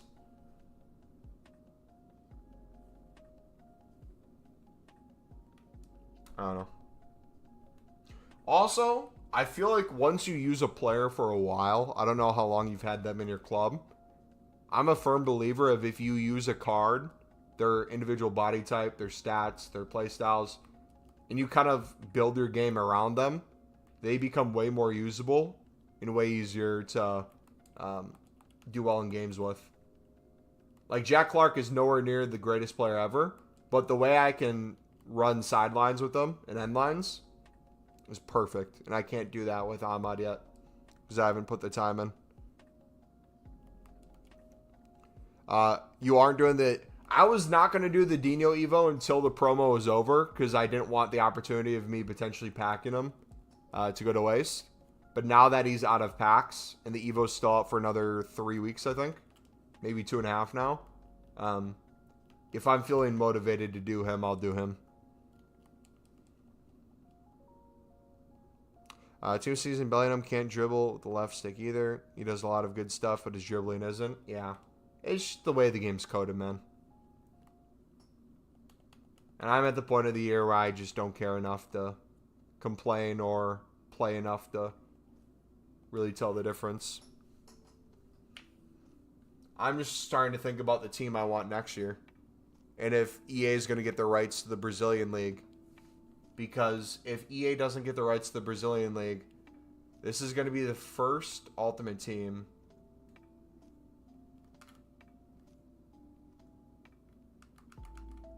since... When was Thiago Silva's first card? Let's look this up. I think he was in 10-11. What was Thiago Silva's first ever?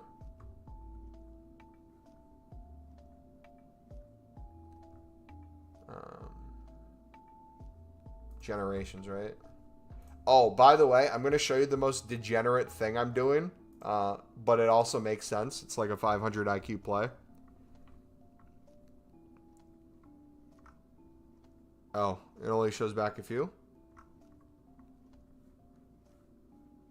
Where's all the...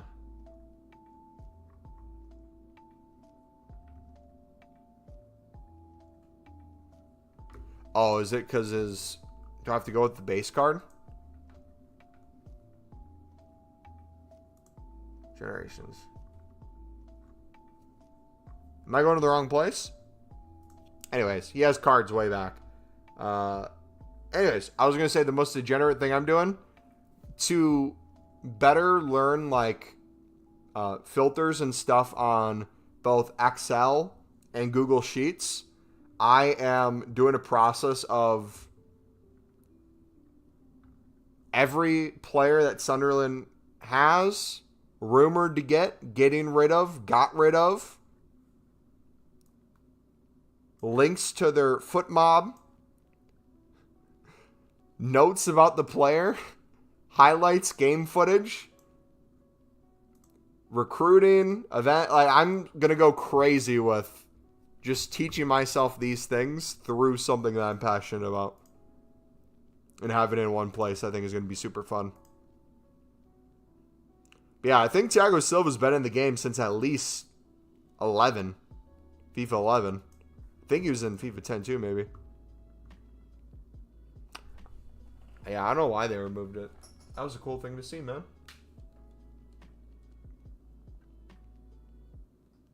Do you think Footbin's slowly going away? Are we going to see the end of Footbin soon? What's the one everyone uses now? Is it Foot GG? I mean, I'm down to make a switch. I'm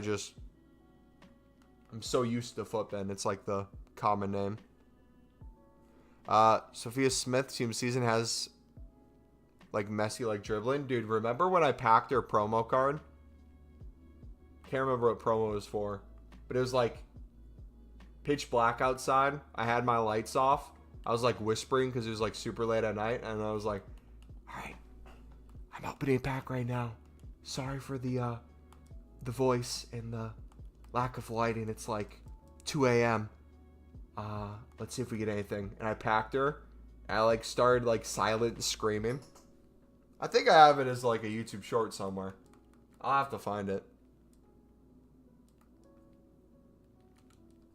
Footbin's falling off. I've noticed the amount of time to update like card prices and fodder is way off now, which is disappointing. Predicted before Copa America that Uruguay will win, and I still think it's an excellent chance. Only Argentina can stop them. I disagree and agree. Uruguay's definitely on the up and up. They have the team and the coach for it, for sure. I think you saw with Brazil, they had the potential, definitely. Colombia is a fantastic team as well. It's not just Argentina. The teams that are left, I think Canada's the weak link. I think Argentina's going to beat Canada. I think it's either going to be a goal right away that shuts them down, or you're going to see Canada just giving everything it has, but after like 10, 15 minutes, you just cannot keep up with them. I think it was the same way in the World Cup too, wasn't it? Didn't they play each other in the World Cup? Or is that... When did they play? Hold on.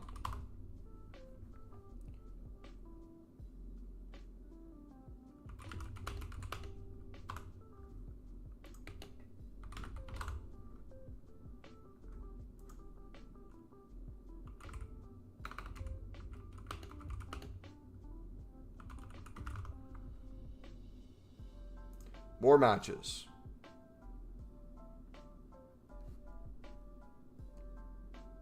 World Cup qualifiers. World Cup qualifiers. Final round.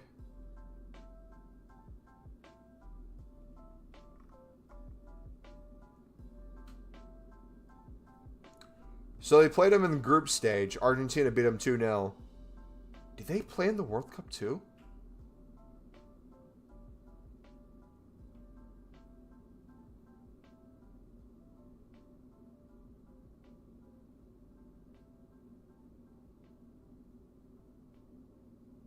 No, it was Croatia.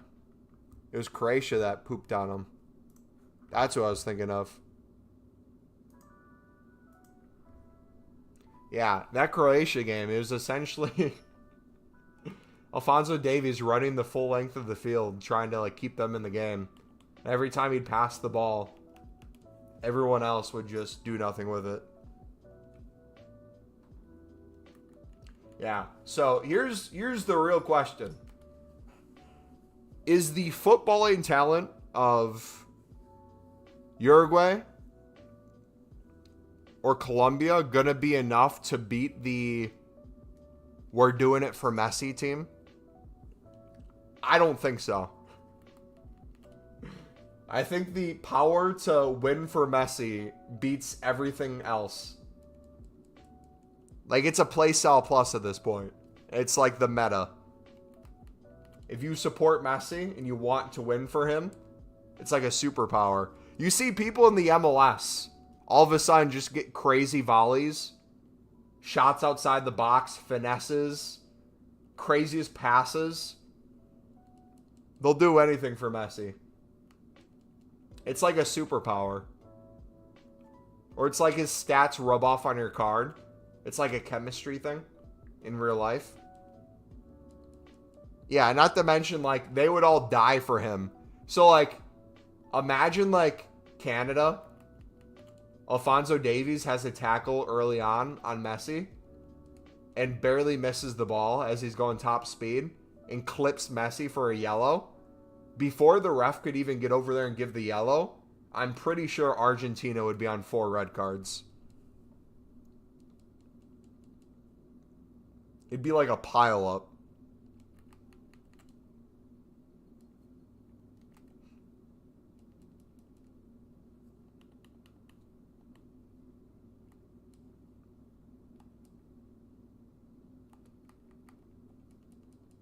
Oh, and not even mention Martinez in goal. Martinez, I don't think there's a single shot that would ever go in if a game was on the line. Like, it could be an open goal. You could be, like, less than a foot out. And Martinez is all the way on the other side of the pitch, like he came up for a corner or something. He would somehow dive and still save it. Root for Uruguay purely because I want Darwin to come into the season with all the confidence and start playing to his ability. How do you feel about Darwin? Will make sense. How do you feel about Gakpo? How he does for national team versus Liverpool? Do you think he's going to have a huge coming to form this season as well? What? Plays different positions though, right? So maybe not exactly the same.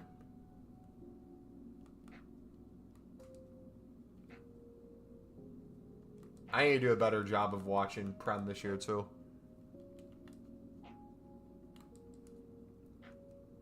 I've watched so much championship football. I think my brain's rotted.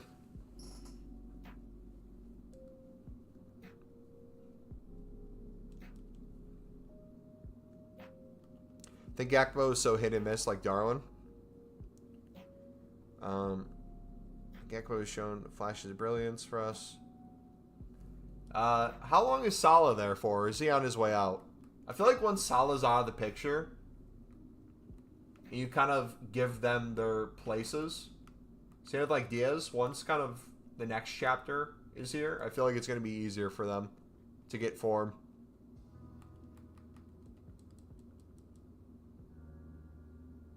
He has a year left, but they're in talks about a contract renewal. Did you see he shaved his head? And he looked like Pandev with his hairline. I'm not roasting hairlines by any means. I'm not one to talk, but it was like a carbon copy of Pandev. It was beautiful.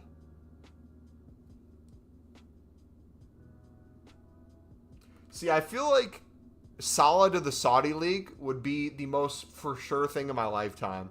If I had to put a parlay on him and let's see who else. Casemiro going to the Saudi League, I feel like I'd have $1 million. I could throw on some other ones too.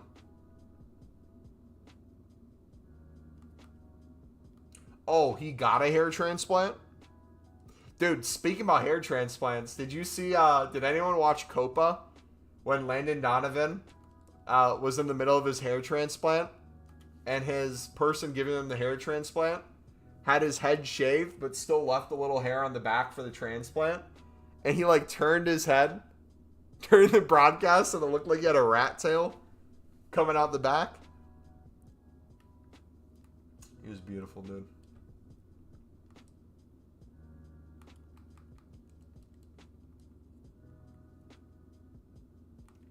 Nah, we need to see Salah completely bald. Not like shaved. We need like no hair whatsoever on his head before his pace becomes 0. Before he's at retirement age. We need to see him in these last remaining years of somewhat of a prime. Balding's so scary, bro. I feel like people put too much emphasis on it, man. I don't know about you guys. I feel like maybe there's some societal things like maybe your age, but most people at some point will go bald, if not guaranteed because of their genetics. I think most people are just trying to stop the inevitable. If you can afford like a hair transplant, you want to put it off for a bit longer until it happens later on anyways. Like, by all means, go for it if it makes you feel better about yourself. But, dude, I don't think there's anything wrong with at some point just shaving it and just having that be the reality. Especially if you can pull off a beard. Most people, if you shave it completely and you have a nice beard you're rocking, it'll look really good.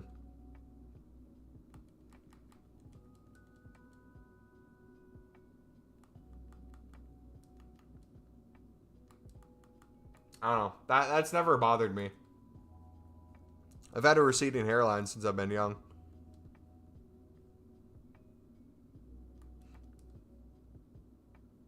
Bro, no, that must be the most diabolical combo. An insane receding hairline and a neck beard and you can't grow an actual facial hair? Oh my gosh. That might be the opposite of a genetic lottery. That's like the genetic prison sentence of a lifetime with the death penalty.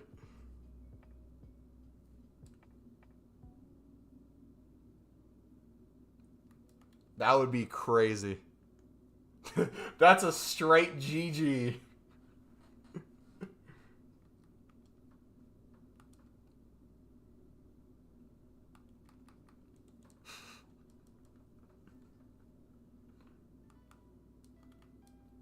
At that point, you just get a fedora and you become a Discord moderator. That's your future.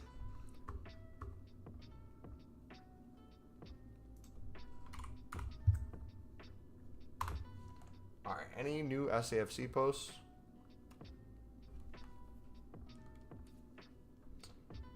Nope. Not yet.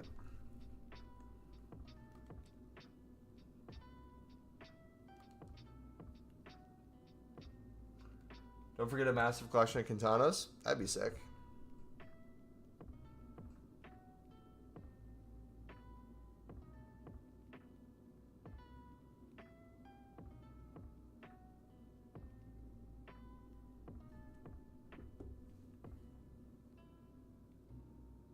No woman for you at that point? Nah, bro. I feel like they're... Okay. Can we be honest? Like, can we be, like, brutally honest? It's not even a brutally honest. Like, if you are a guy,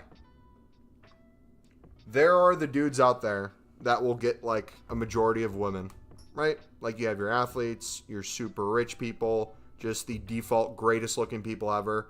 But I feel like most people, if you work out a decent bit, like, get into good shape, you keep up with your health, somewhat style and appearance,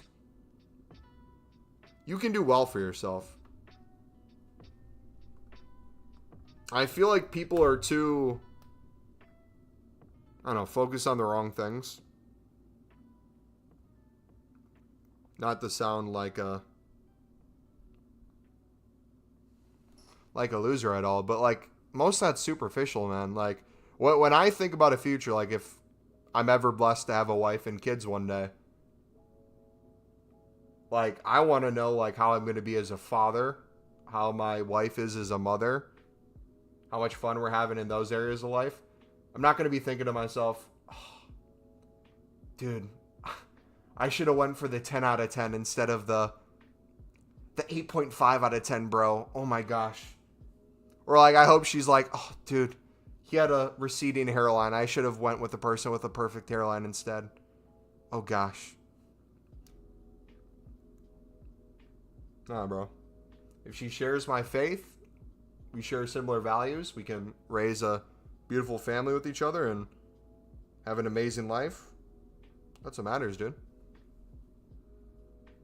I feel like once you're over the age of like 18 and you start living in reality,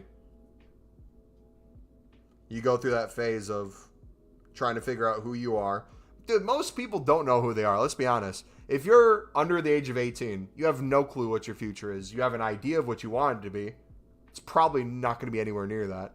Then you have the period of time where I would say 18 to like early 20s, like 21, 22. In the United States, it's 21 with legal drinking age. Where you're kind of going to college, maybe starting working a little bit, lower wages, you're trying to get that higher. But then you hit like that mid-20s where your prefrontal cortex gets fully developed and your just view on life, I feel like, completely shifts. Maybe she shares your hairline too. Hey, maybe it's not even a woman. I heard Sketch is single. Maybe you and Sketch will get together. You never know. Maybe you guys make some OnlyFans content. Parents eventually fade. That bond is really what lasts. True. And it's not to say the other things aren't important. They definitely are. You should be attracted to the person you're with. But I'm talking about the specifics of trying to like maximize the 100% of like, oh, I'm with like if you're a girl and you're looking at a guy, I feel like guys and girls look at each other differently. But like if you're a dude and you're with someone that maybe you consider like an 8 out of 10, and you're like, oh, dude, I wish I wasn't with her. I wish I was with this 8.5 out of 10. I wish I was with this 9 out of 10. Brother, you're just going to be unhappy for the rest of your life because you're constantly chasing someone who's not the person you're with. But also, too, like, another thing that people don't talk about with that is, like, the people who are, like, in the eyes of society, the most attractive, they also get the most attention, too. I feel like the perfect type of girl, in my opinion, is, like, the shy, nerdy girl who had a glow up. I feel like that's the type of girl I'd want to find. Maybe doesn't post a lot on social media. Maybe doesn't even have much social media. Doesn't really have, like, many communities that she's a part of outside of, like, her family, the people around her in person. Dude, that sounds amazing. Got married in April and we're trying now. My wife is my best friend and a 10 to me. That's all that matters. Dude, but that's like the perfect thing to say too. Because it's like, for most people, when you say they're X out of 10, whatever it is, most people, especially if they're young, go strictly off of looks. But like, unless you've been in love or you've been in a relationship, I don't know how to tell people this. You see the person you're with as like the best thing ever. And it's a great feeling, man. I miss it. Like, I want to have that feeling again. Because, like, you're building this reality for the two of you. And hopefully you're building towards the same goals. And when you find that, you're on the same page. It's beautiful.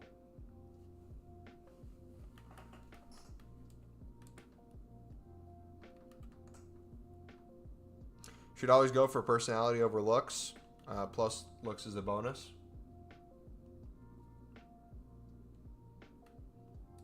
Yeah. And, like, each person's going to be different. Some people are going to be the superficial, but, like, There's some people that literally, guys and girls, they'll just be a part of hookup culture from a young age until like their late 20s and just live a whole life that way. And then after that, try to find something. So like what people are looking forward to is completely different. I'm not looking for a hookup. I'm looking for a wife.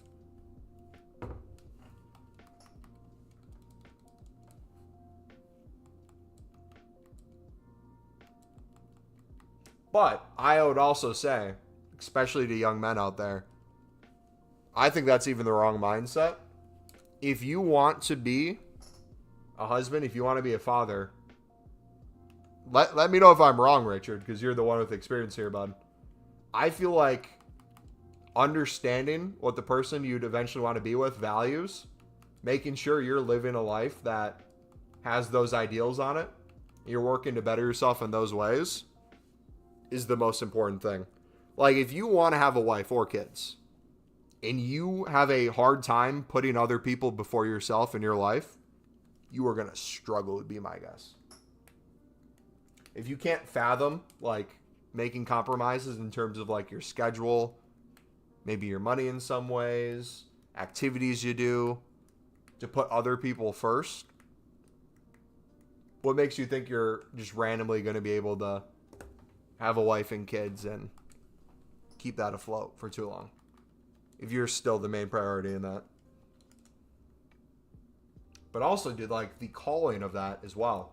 It's definitely not for everyone, but, like, I know for my dad, specifically, and my mom, they tried for a while to have kids. My mom was told she most likely had a 0% chance to have kids, and she ended up having twins, me and my twin sister. So that in and of itself was a blessing. But then kind of their expectations for us in our life from that point on was like literally every day is a blessing. I feel like that was an amazing way to grow up. And like they look at us like we're the greatest things ever. But I don't view myself that way. Like I always feel like I'm not good enough. There's always more things I can do. But like in the eyes of a parent, maybe not every parent, but a lot of parents, like they love their children unconditionally. I want them to do well, have the best life possible.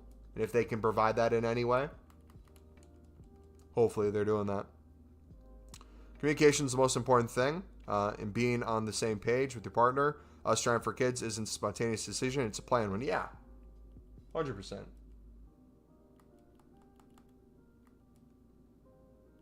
Think about the person's feelings. True. And the more you're with a person, the more you get to know them, I feel like the easier communication can get and like understanding what they want, all that stuff. Doesn't mean you won't have issues later on, but like if you can really focus on developing those skills, that's crucial. Like how many times, not even relationships, just people in your life, do you have maybe disagreements with because they interpreted what you did, no matter what the thing was, as something else? Like that happens in chat all the time. How many times in chat do you guys write a message in chat?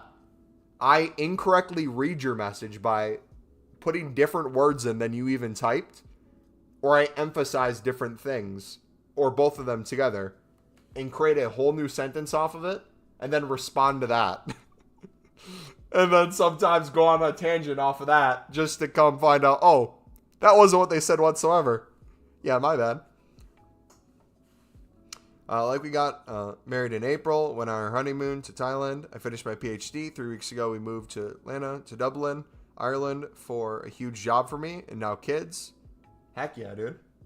That's awesome, man. You have a twin. Does she share your coin making abilities? I do have a twin. She's the opposite of my coin making abilities. I make coins. She gets any amount and spends them instantly. Arguments are normal in friendships and relationships. There'll be tension. Yeah. And like, I would hope the goal is if you work on communication, you rank it up, you level it up. You get to a point with communication where you can talk to someone, and if there's a disagreement, if they misinterpret something or an argument comes up, you're able to work through it in a way where you understand where they're coming from, they understand where you're coming from, whether that's you need to take a few hours to step away and come back to this conversation later. Maybe it's you drop what you're doing right now and you get it sorted out. And maybe it's sometimes you hear each other out, you still disagree, but at least you understand more where they're coming from, and you can agree to disagree. Also just backed Mbappe from an 82 plus. Not sure how to feel about that. I went from not getting Mbappe at all to getting Mbappe gold twice in 1 week. I haven't seen him since, man.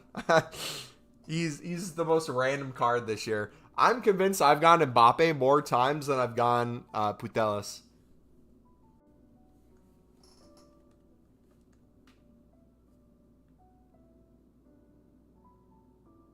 Dude, can I say something to you guys too? I love our community, man.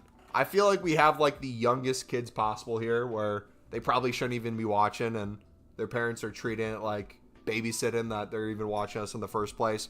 We have kids that are maybe like high school age. I don't know what it is across the world, but like 14 to 18, still growing, developing, trying to figure out who they are.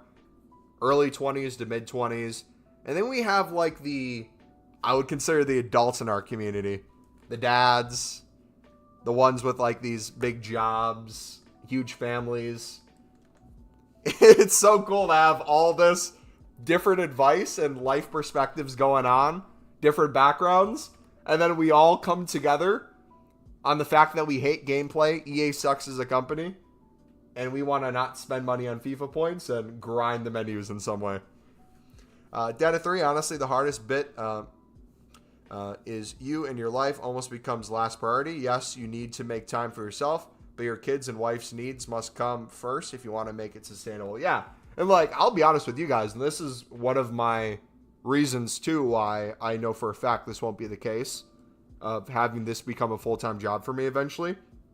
One, ever since I think, I want content creation one way or another to be my job since college. Towards the end of college with COVID and everything, I kind of came to the reality. I enjoy working a full-time job, and doing this on the side is extra, and whatever comes from it is sweet.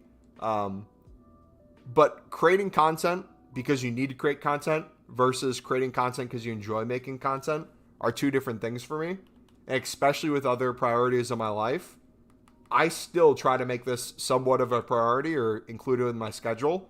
But like, if I get a family and kids, the second I get home from work or the workday's done, my focus isn't going to be, all right, let me go stream for 2 to 3 hours. It's going to be, okay, what are my kids up to? What's my wife up to? What are we doing tonight? What's the plan there? If there's pockets of time we can fit it in, make some videos, stream, sweet. How old are you? I am 26, which to some people is extremely young, and to some people is extremely old. Dude, I had a girl, this little girl, this 7-year-old girl yesterday, when I was leading the class at our church. We were going around talking about what we did for the 4th of July. And then somehow the question of age came up. And the girl in the classroom serving with me, I think she said she was like 21 or something. They're like, are you like 100 to her? And they're like, I think I see gray hair on you. And she's like, no, I'm 21. And then they turn to me, and the girl next to me like whispers, she's like, are you in your 30s?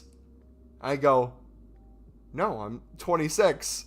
And this 7-year-old girl, I'm going to try to give you the exact reaction she gave me. Her eyes went from this. She's like, are you in your 30s? I go, no, I'm 26. She goes,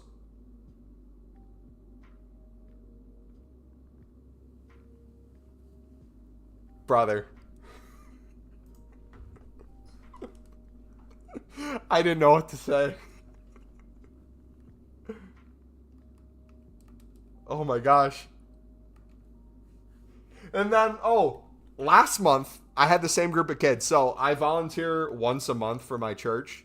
We have, essentially how it works is we have 2 services. We have an 8:45 and then a 10:31.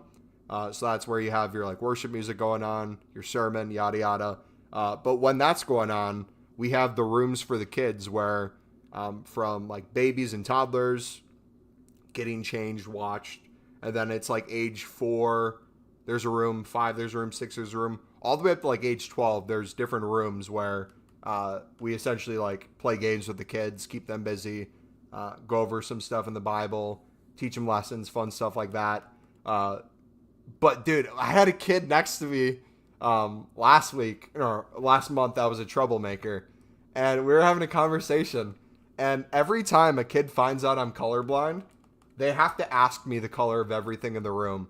They're like, "Wait, you're colorblind? What color's this? What color's this? What color's this?" And yes, this is a Sunderland summer checklist, and I have a checklist. I'm a degenerate of all the things I want Sunderland to do. What they've done so far, I've checked it off. I have ins and outs, and then I've updated in my Excel file, okay? Don't judge me. I'm passionate. Anyways, so this kid, he looks at me. He's like, "Wait, you're not colorblind." I'm like, "How am I not colorblind?" He's like, "'Cause you have glasses." I'm like, "You can have glasses and still be colorblind, buddy." He's like, "No. If you're colorblind and you have glasses, you're just stupid." I was like, huh? Bruh, what? And then when he's not saying that, he's talking about Fortnite. The whole class, man. This guy, yesterday, today's Monday, yesterday, on Sunday, he had to bring up Fortnite at least 50 times. They talk about Fortnite so much, man. It gets so annoying, but I love it. And one of the kids is no longer in my classroom because he went up to age 8. He would talk about Fortnite nonstop. He'd try to brag to his classmates.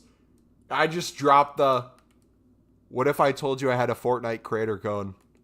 But the way I did it was, I was like, so like those people like Ninja, Nick A30, like all those Fortnite streamers and content creators, they're like, "Yeah, I watch them all the time. They're so awesome." I'm like, what if I told you I had a creator code? And they're like, "No way! That's so cool. You play Fortnite?" I'm like, all right, no, we're not doing this. I'm sorry. We're done. Fortnite Battle Pass? Oh, he just had his birthday. He got $100 for his birthday. He spent 50 of them on V-Bucks. It was telling us about the skins he bought. Oh, we love it though. You should have said, "What hair? I'm bald." I should have said that. If I could say what I wanted to say, in reality, the conversations with the kids would go a little bit different. If someone ever made like a bald joke to me in that classroom, I'd be like, "Hey, when your dad comes to pick you up, look at the hair on his head. That's your future, buddy. That's right, he has none. You're screwed." Just you wait.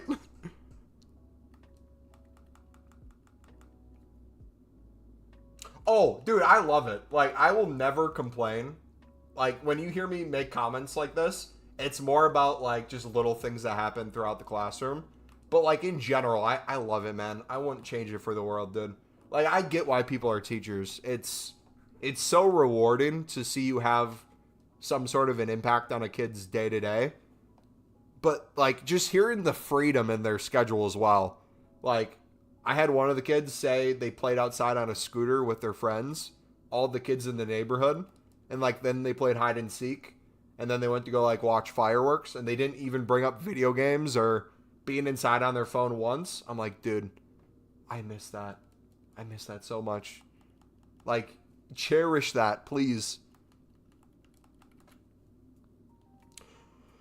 Maybe he knows about that. You have special glasses. Oh, I have colorblind glasses too. I told him that. I'm like, I have glasses that help me see color, but it doesn't fix me being colorblind. I'm still colorblind. Fully paid our teachers appropriately? Yeah, my mom and my twin sister are teachers. Trust me. That gets brought up all the time in a family. Yeah, that's a bigger problem across the board. There's a lot of levels to that. It's not as easy as people make it sound, but definitely not a good situation. But yeah, I wouldn't want to be a teacher full time. I like doing it for fun on the side. It's rewarding, man. And it doesn't even have to be through a church. If you have like a community around you, like if you have a neighborhood, you have kids in the neighborhood. I used to, when I was in college and I'd come back occasionally on the weekends, or if it was like summertime or if it was spring break, winter break, if I saw kids from the neighborhood playing outside, usually I wouldn't even have to go up to them. I'd be playing basketball, and a million kids would spawn on top of me. I think I've showed you guys this before. Let me show you. One second. Yeah, this was a common occurrence.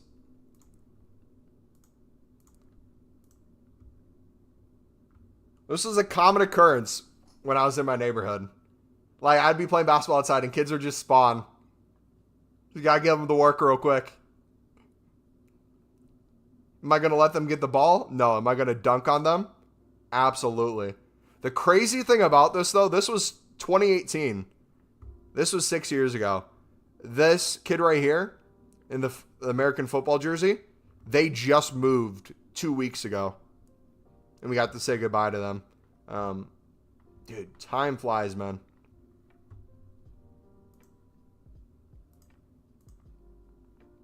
Time really flies, dude.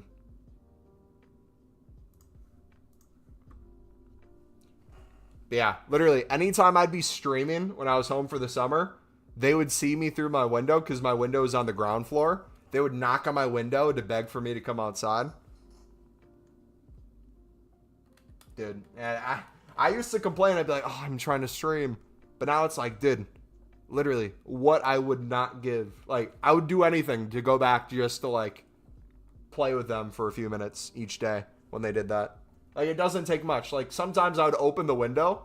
If you really search back, you can see old streams where you can kind of see them through the window from my camera angle. You can see me open the window and talk to them say hi to the stream, and then, like, us end the stream and say we'll be out later. And then we go play with them for a bit. Dude, it's so fun.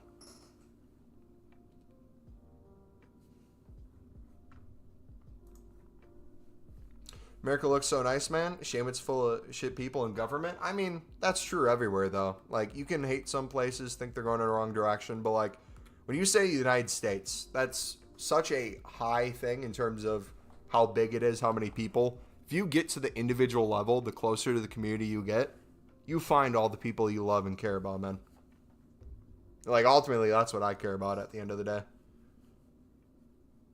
Like, no government, no president takes away from the fact of the community I built.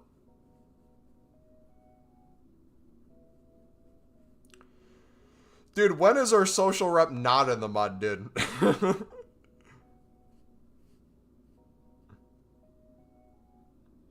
You get it, I'm telling you, bro, it's the same everywhere. The reason why the countries that don't feel that way is because maybe they have less people posting on social media.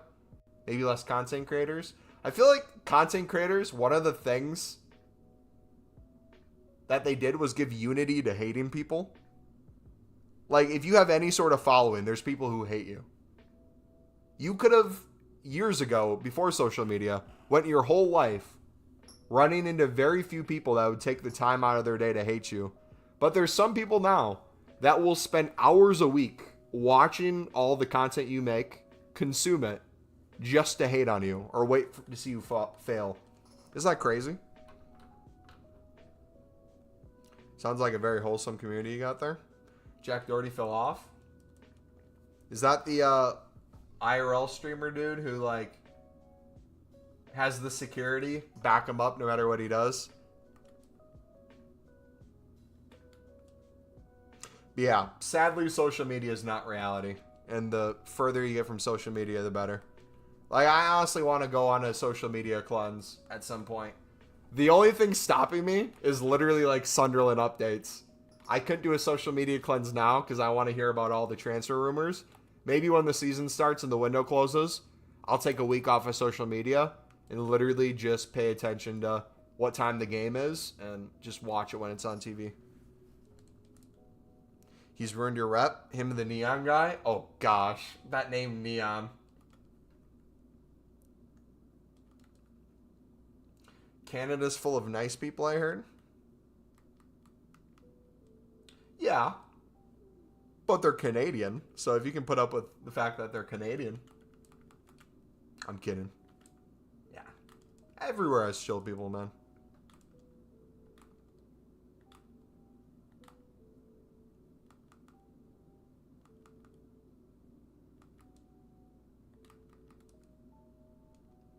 Yeah, if you can put up with the accents, the maple syrup on everything, the hating on America. Actually, if you want to be honest, the people who hate on America the most are the people in the United States. Like, the people who hate on the U.S. the most is the U.S.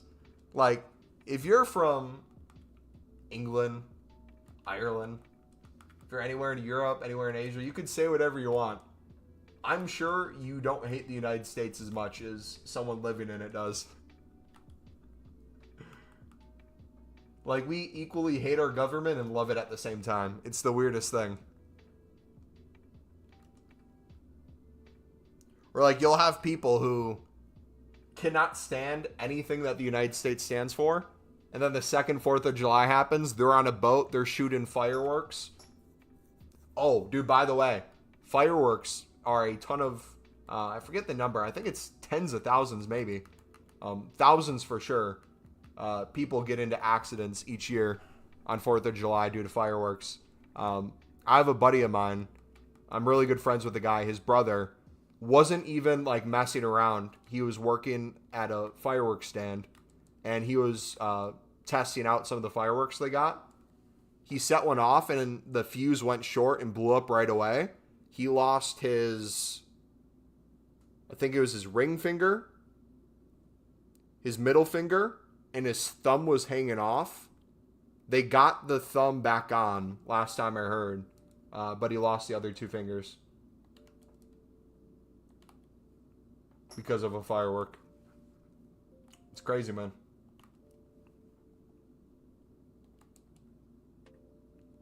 Now, I don't know, man. If you ask people, worst country, 80% say America. Okay, but like, how many people want to move to like America as well, or like European countries where you have a lot of immigration to those countries?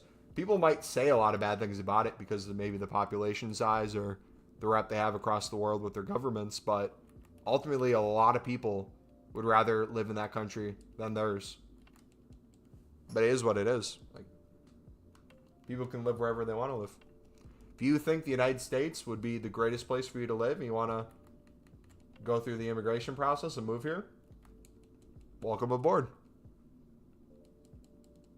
Preferably if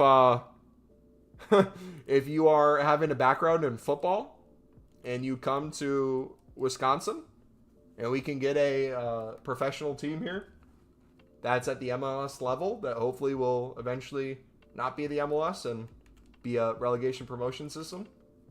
You want to come here? That would be awesome. Netherlands, great country. We'll move back there soon. So we talked about this last year. I'm actually really considering it now. If I took 2 weeks off of work, not this year or probably next year, because I think next year we're doing an Italy-only trip. But in a few years, if I took a trip and I wanted to see as much of Europe as I could, but I also wanted to do the England football stadium tours all across England, where would be the best place to stay for that? Would it be staying in England somewhere and then like traveling to other countries? Or would it be starting in another country and then spending like a day where I'm traveling to England and then going to see a bunch of the stadiums? Because I would like to see as much as I can. I'd sightsee. I'd see a lot of stadiums.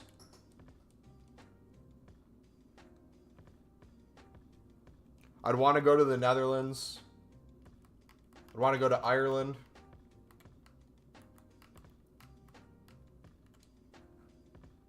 France, Germany. I'd want to go everywhere, man. I've never left the country, too. It'd be my first time leaving the country. Would probably be for Italy.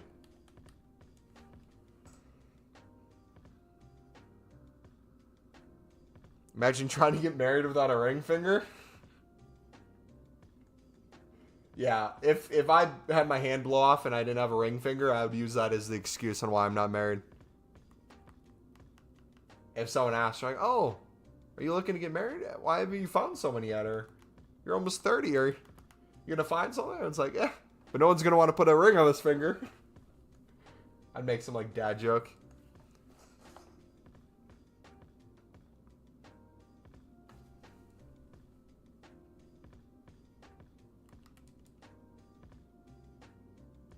Recommend to go by train, so much quicker to get around stadiums. Yeah. I think I would want to for sure spend a ton of time, obviously, in Sunderland. Not only see the stadium, but kind of go around Sunderland itself. But probably like London, I'd want to do for a decent bit as well. Bunch of stadiums I could see there. Shopping, sightseeing. Dude, should I go see the royal family at some point? Should I go like do the most American thing in front of the royal family? Should I just like bring tea and like dump tea in front of the royal family? Would I get arrested if I did that?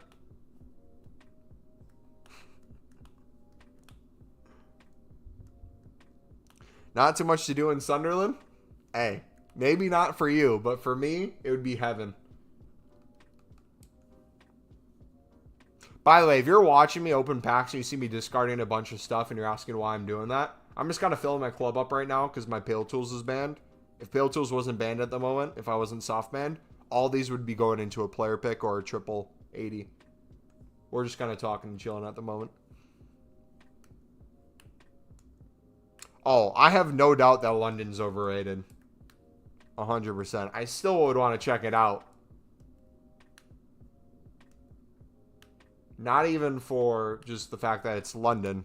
I would just want to start stuff with people. I would just like be walking around. I'd be like, what do we think of Tottenham? Thank you. But there would be, I would have to do my research. I know for Germany, I'd want to go to a Dortmund game. I don't know how possible it would be to sit in their wall. But like if I could get close to it or at least like pre-game with them, that'd be cool. I'd have to see that in other countries too, because I know some fan bases get absolutely wild. But I'd actually want to go to some games depending on the time of the year. Come to Germany, you can access the other countries easily, and you can take a ship to Ireland for like 150. Netherlands, it's a trip overnight, but it's potentially getting seasick. That sounds really tempting. Another option too that I thought of, if I still work a job that's remote, and I could take, let's say, a 2+ week vacation, and or like a week or 2 week vacation, on top of the fact of maybe working limited hours for like another week, or like having my schedule be in a way where it's like I can adjust to the UK European hours maybe. I would consider getting an Airbnb or like an apartment for a month and just paying that price as a home base somewhere, working a little bit, vacationing the rest, and just going about it that way.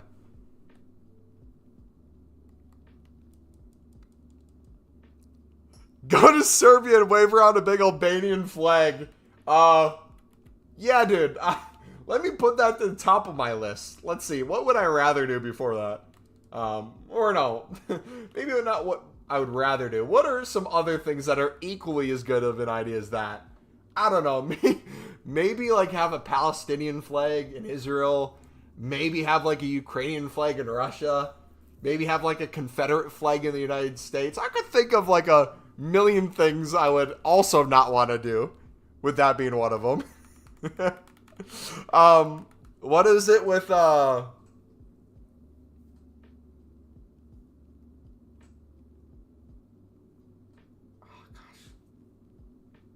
countries get in trouble all the time with celebrations. Who did the War Eagle or did some like gesture with their hands in the past Euros in 2021?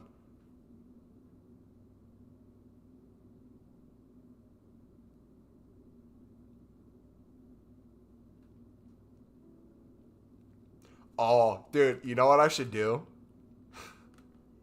The meme might be dead by then, but should I like dress up as the royal family or like dress up as the queen and like carry a box around with me if I go to Ireland? So they can do the Liz is in a box meme and the singing. Yeah, dude. I'm trying to enjoy a vacation, and enjoying it means living. I want to go back to the United States fully put together. All right. Remember the dude who did a Nazi salute? I I don't know. A footballer did a Nazi salute? I don't know who that would have been. Or are you saying it was a person in the crowd did? And they got a lifetime ban? Because when I hear lifetime bans, I think of fans. A footballer. Was this recent? I feel like we could look this up somehow. But I want to, like, make sure my search is a safer search than just Nazi salute footballer. Like, if we could come up with a name, I could type in, like, something controversy. Because the way social media works, I'm going to have Nazi content recommended to me for the rest of the week.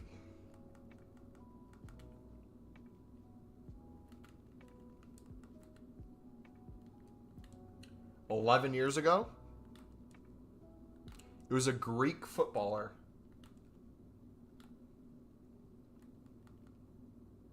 Just do an incognito tab? Yeah, like, that fixes everything. Definitely. The government's not watching if you click incognito. Definitely. The information's not going anywhere. No. Speaking about, like, different gestures or things that players or fans do, my favorite, like, if you've ever seen, like, racism in football moments, or, like, when, like, second later it instantly goes wrong for the person. If you guys haven't seen the clip of Hulk in Russia, when they do the monkey chants to Hulk, and he cuts in from the sideline and rips a beautiful strike from outside the box and instantly shuts them up, that has to be the fastest I've heard silence. It was beautiful. Hey, Wendell! And he's a dupe. The thing I hate most about this promo is the cards they put back in packs. Because we already had them. Like, I can't just collect more cards. We need a new promo with like 20 new cards so I can have 20 plus back in my club. A Greek doing that is wild. Georgios. Okay, I need to search this guy up. That sounds like the most Greek name ever.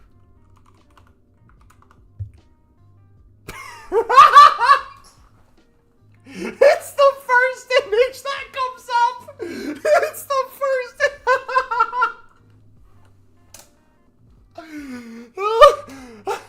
I just said to myself, oh, let me do a quick Google search. Surely this isn't gonna pop.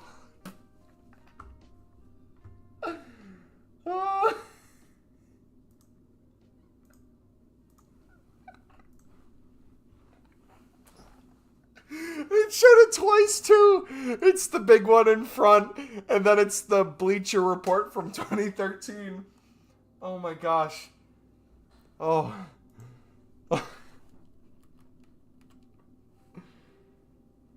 Oh. Man. Oh.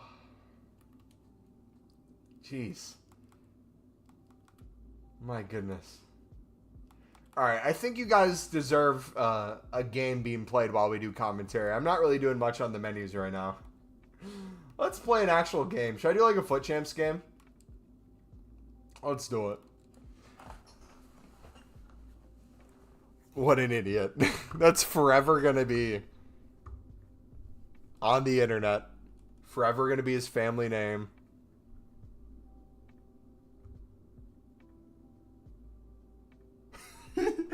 His Wikipedia is a Greek professional footballer who is playing an attacking midfielder. He is best known for performing a Nazi salute after scoring. Oh my gosh. Nah, okay. Don't get me wrong. That's bad. I'm not saying it's good. But, as a thought experiment, if Jude Bellingham did it, what way would his PR team spin it to make it as a good thing? Oh, it wasn't a Nazi salute. His family was in the top of the stadium. He was waving at his family. His friends and family were there. He just wanted them to know.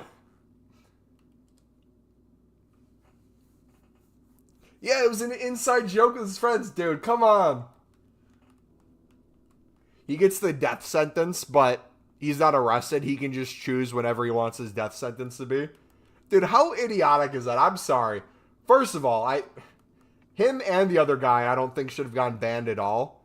They should have gotten hefty money that they had to pay if you want to, like, make a message out of them. But the fact that he got a 1-game ban, that he can do it whenever he chooses, and the other dude got banned for, what, 2 games? Instantly? That's so stupid, man.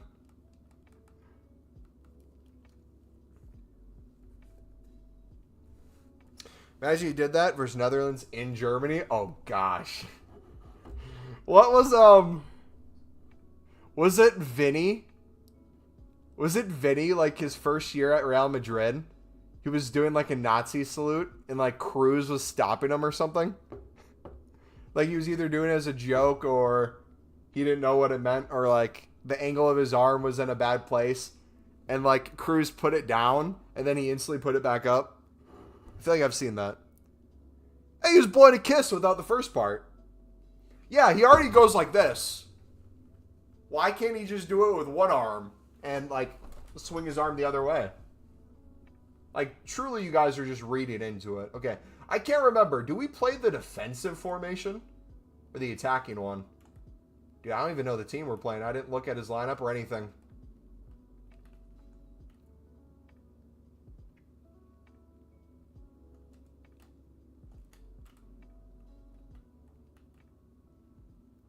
And I'm used to playing pro clubs, so if you see me try to do, like, fancy passes nonstop, that's all I've been doing in pro clubs, and it's so fun. My Travella has got insane. My Travella passes are just out of this world.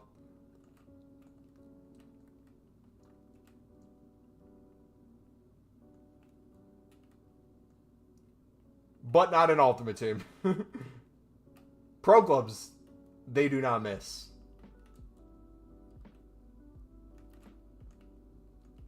Oh, I should have did the rainbow flick one. Where you going, bro?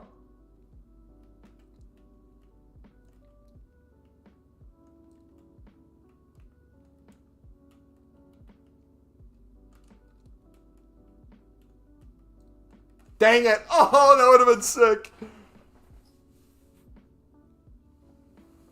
There's an Indian League player who did a flop celebration but landed on his neck and died on the spot. Oh.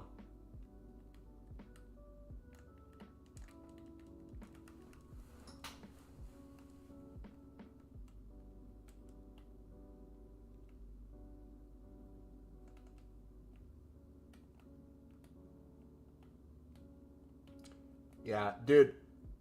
Call me a wimp. If I was a professional footballer, I would never do a knee slide celebration. Best case scenario, you hit it perfectly and it looks somewhat cool. Worst case scenario, you blow out your knee and your season's over. I'm not risking that, man.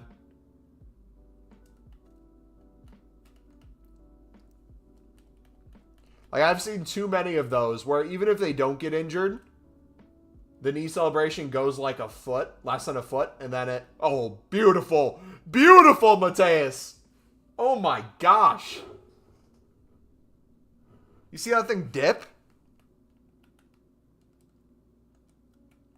Oh, sick.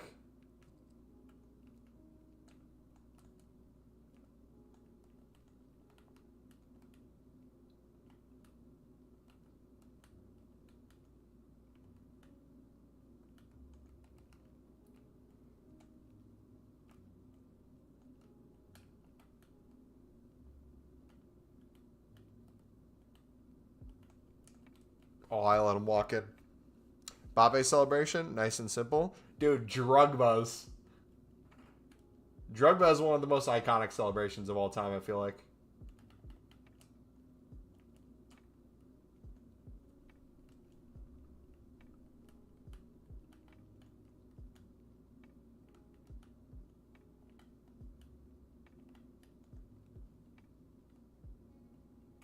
I love Ahmad's celebration personally.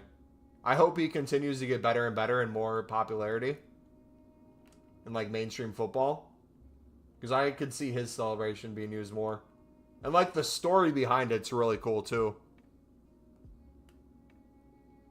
Back when Ahmad was at Atalanta, he had a teammate and one of his close friends at the club die. And his celebration was to always go like this. So Ahmad always does it at the end of his celebration. So he'll do like normally like a knee slide, hand thing. And then at the end, after he's done celebrating, he'll look at the crowd and then do that.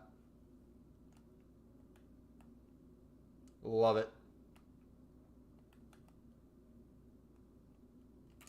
Brexit! Oh. Didn't make contact. I don't even care if he would have scored.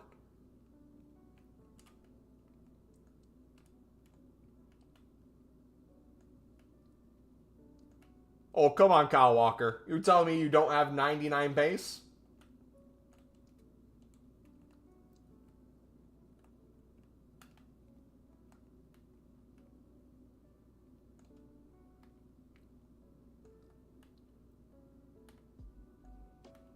All right, it's FIFA 12, and you have Iron Robin, all right? It's FIFA 12, you have Iron Robin.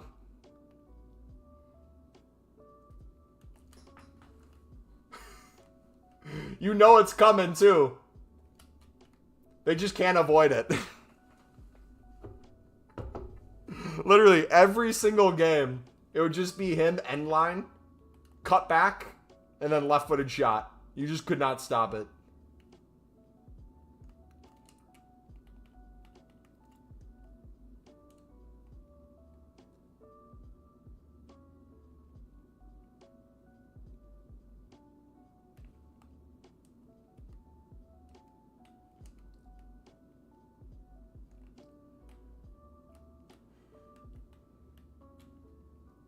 There we go. What a tackle. Brexit him too. Thiago, you're too good of a defender, man. I did not want you winning the ball there, brother. Wait, if I get to halftime, will the card not count? I'm pretty sure it still does, but FIFA myths.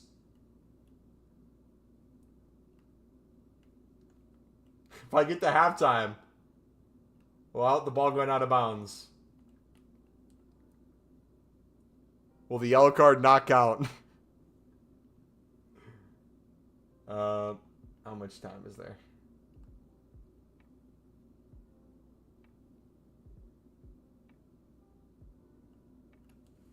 Let's see. Will it put me on a card? Dude, if we get Robin, I heard they had Hazard and Bale being tested for Icon Hero cards. I don't think they've fallen on which one's going to have what. I believe Bale would be Icon because you could make a case for multiple teams. Hazard would make more sense as a hero, but could also technically be an Icon for a short period of time. These are like the first kind of cards that are coming out that I'm genuinely looking forward to as cards to like be in my team. Because it's like the period of football I grew up watching. There's still like the heroes and icons that are younger that are out that we could use. But like this next wave, like when we start getting the Ronaldos, the Messis, the Toni Krooses, the Mullers, it's going to be sick, man. Oh no, he's still got the card. Dang it. Let's bring in Rolfo. Yeah, we won't change anything else. Okay, come on. Yeah, we'll call them out. I mean, here's my thing. If they're going to bring in store packs and they want to be honest with us and say, hey, we know a lot of you guys buy these. We want to make a bunch of money. We're going to keep doing this. This is something that's always going to be in the game. But we'll once a week try to get you somewhat of a fair value pack, coin-wise, to give you a crap ton of fodder and a really good chance at the promo cards. I would honestly take that in a heartbeat.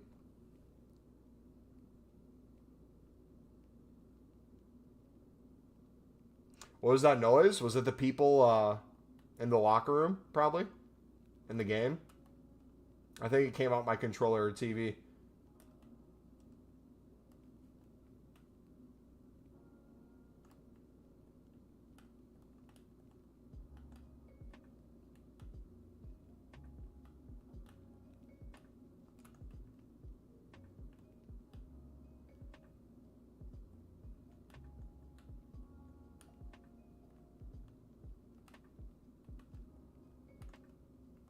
Oh, how do you keep that?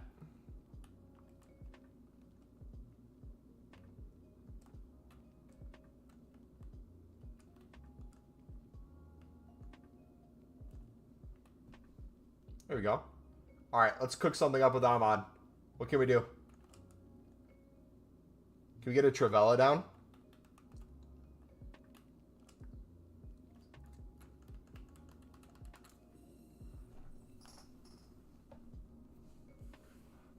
What rate are you giving Mono? I could see like a 74. What did they start him at, actually? What was he started at?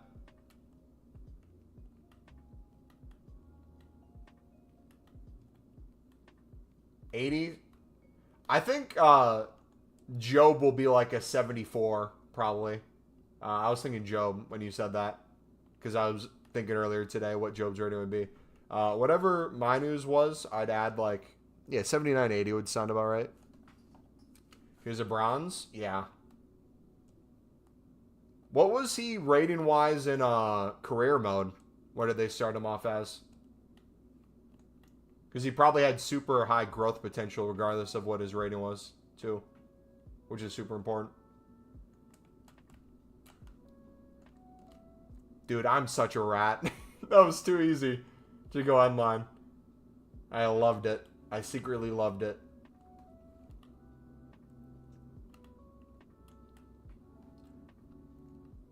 Has Schmeichel made one catching save? Or has he hit everything away?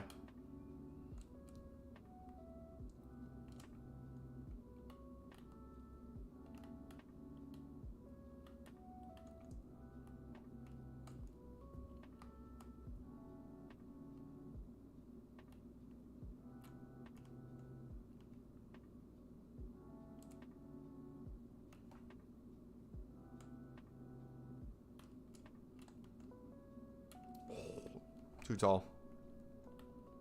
Palmer might deadass get an 85. I'm curious to see who the biggest downgrades are going to be next year. Like KDB to the Saudi League. He might get hit a bunch. Potentially. And at what point are we going to make Lukaku a silver card? Give him the Benteke treatment?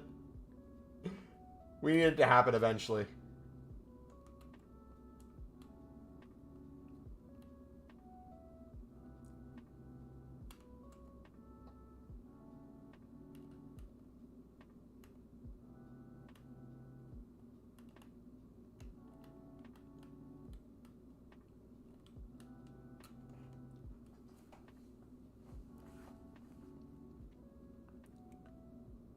VVD 9091.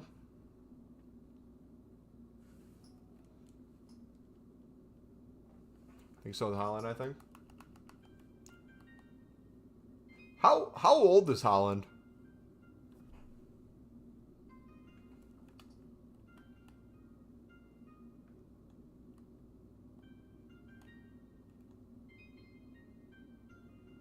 You see, Thiago Silva wanted to do a cheeky move there, but I don't think he had the skill moves to be able to pull it off.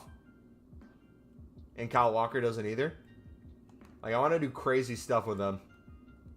That's what she said. Pause. Hold on. No Diddy. I want to do crazy things with them. No Diddy.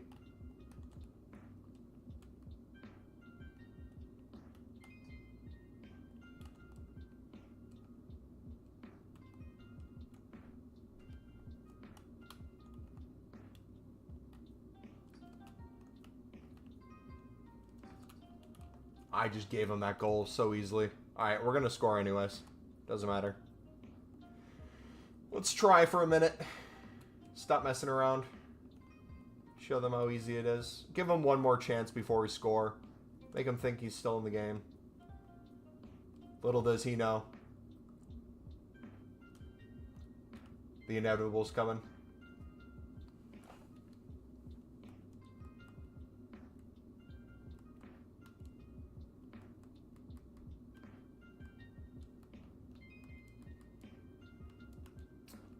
Thiago Silva striker.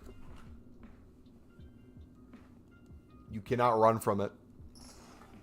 It will come, and it will destroy you all the same.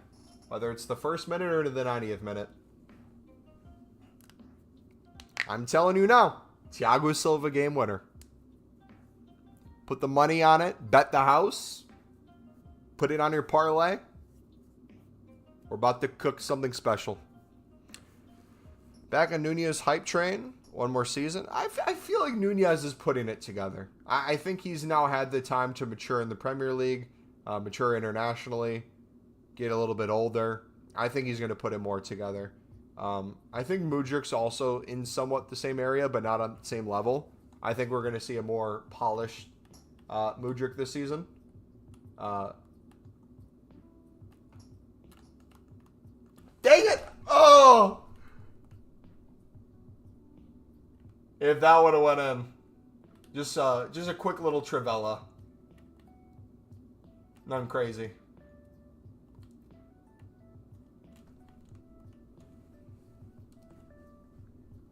Anthony's cooked. Good thing Ahmad's going to be playing over him. They just need 10 balled out of the club.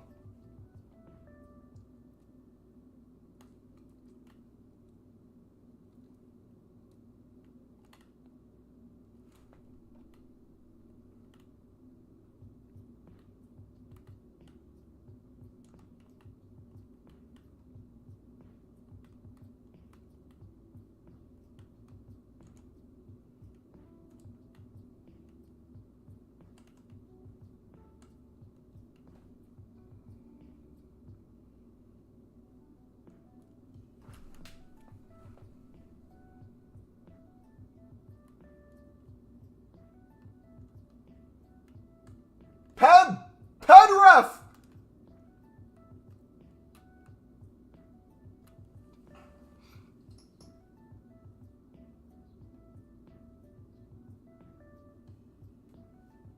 There's still a chance he plays it short here. And we can score.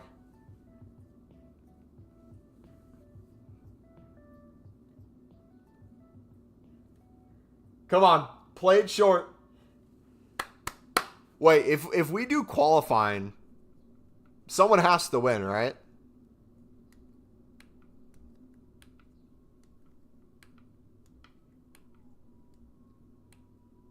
Or can you draw in qualifying?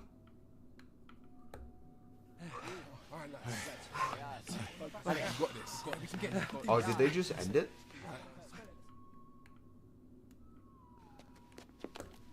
That was weird, them giving me the card and then ending it. Remember what happened to Casado? Though? They needed to stay at their original club? Yeah.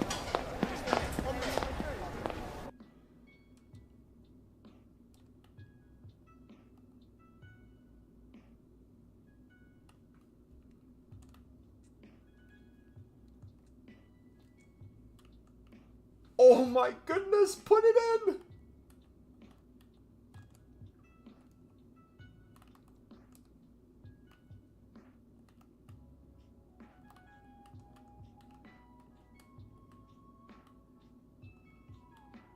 You guys think I'm joking about the Thiago Silva game winner. It's gonna happen.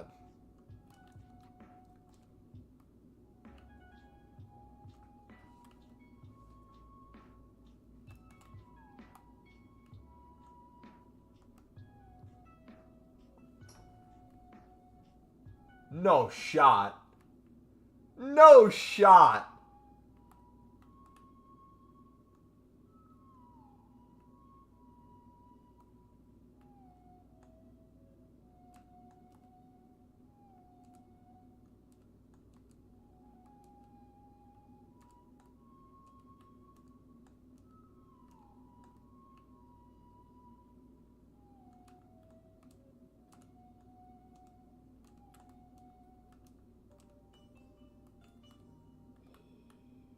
We're cooking, boys. Tiki-taka in full effect. Come on.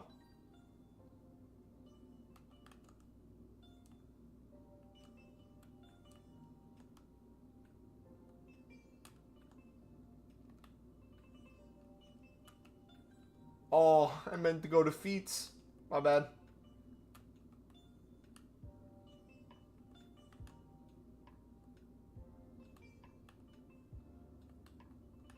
I still believe Thiago Silva game winner.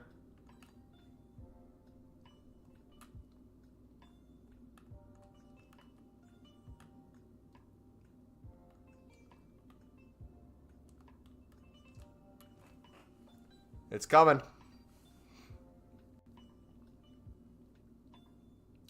Love selling like Benacer. Milan is always in financial crap. It might sell. I think that's pretty sure why. I'm pretty sure that's the reason why United's getting Zhangxi or however you say his name. Just because of financial situations and because they're keeping Leao. They might lose Teo. I think Teo might go to Real Madrid over Alphonso Davies. Potentially.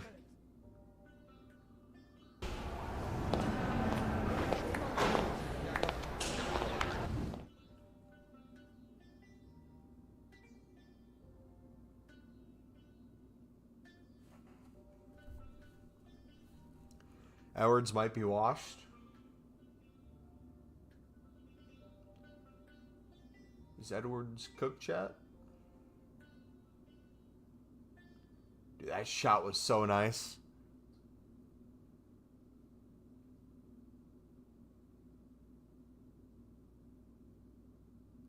Yeah, Weaver went to Brighton. That is going to be a great signing for the future. And even a little bit right now. But definitely for the future.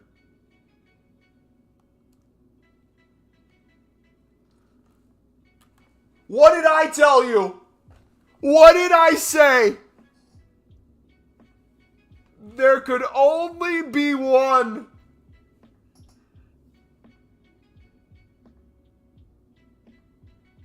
There could only be one, baby.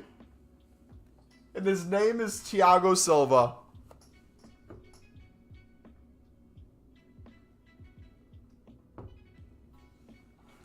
What a goal.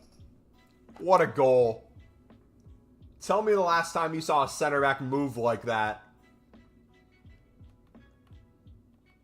Shooting like he's American, baby. Bang.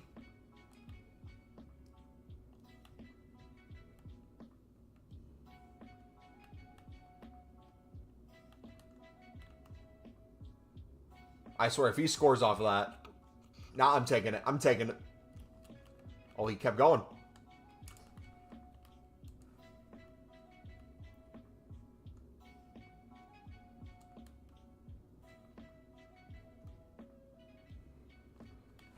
Oh, I played that ball!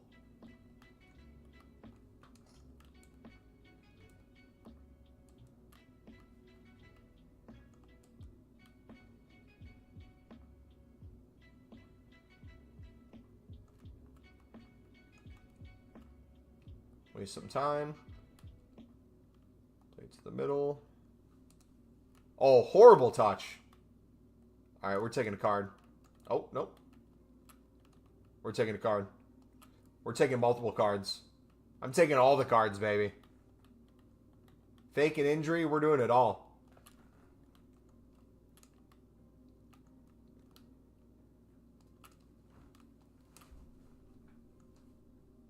There we go. I'd rather have you have a free kick right there than a chance to shoot. Well, I'll be live next. For me, tomorrow, but for a lot of you guys, it's Tuesday, is already today. So we'll be live 4 hours after new content. It'll be a shorter stream because we're doing a family dinner on Tuesday night instead of the normal Wednesday. And he scored.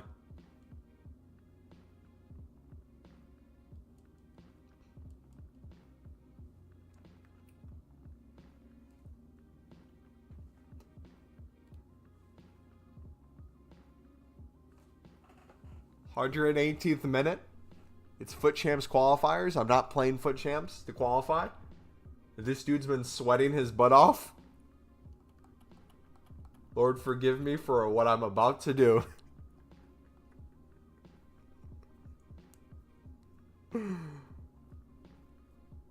Lord, he's going to send me the most outrageous message.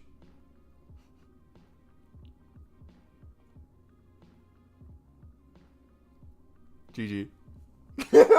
Wait, does it show most recent? Hold on.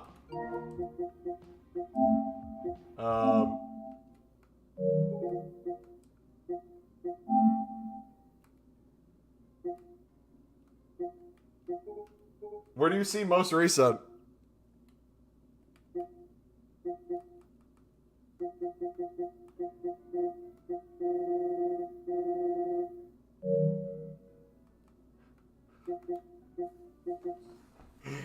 It was the first one?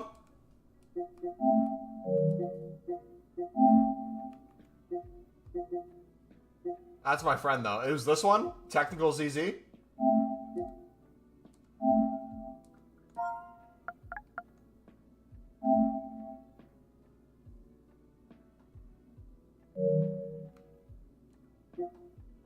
No? Wasn't him? Scroll right to the top. This is my good friend. It's not him. Oh, this guy?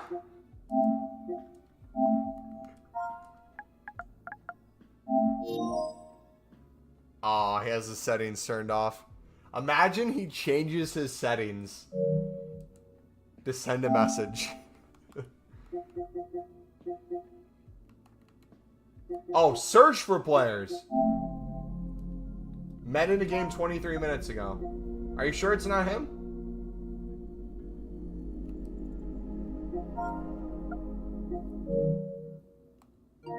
Wasn't that the guy we just sent it to?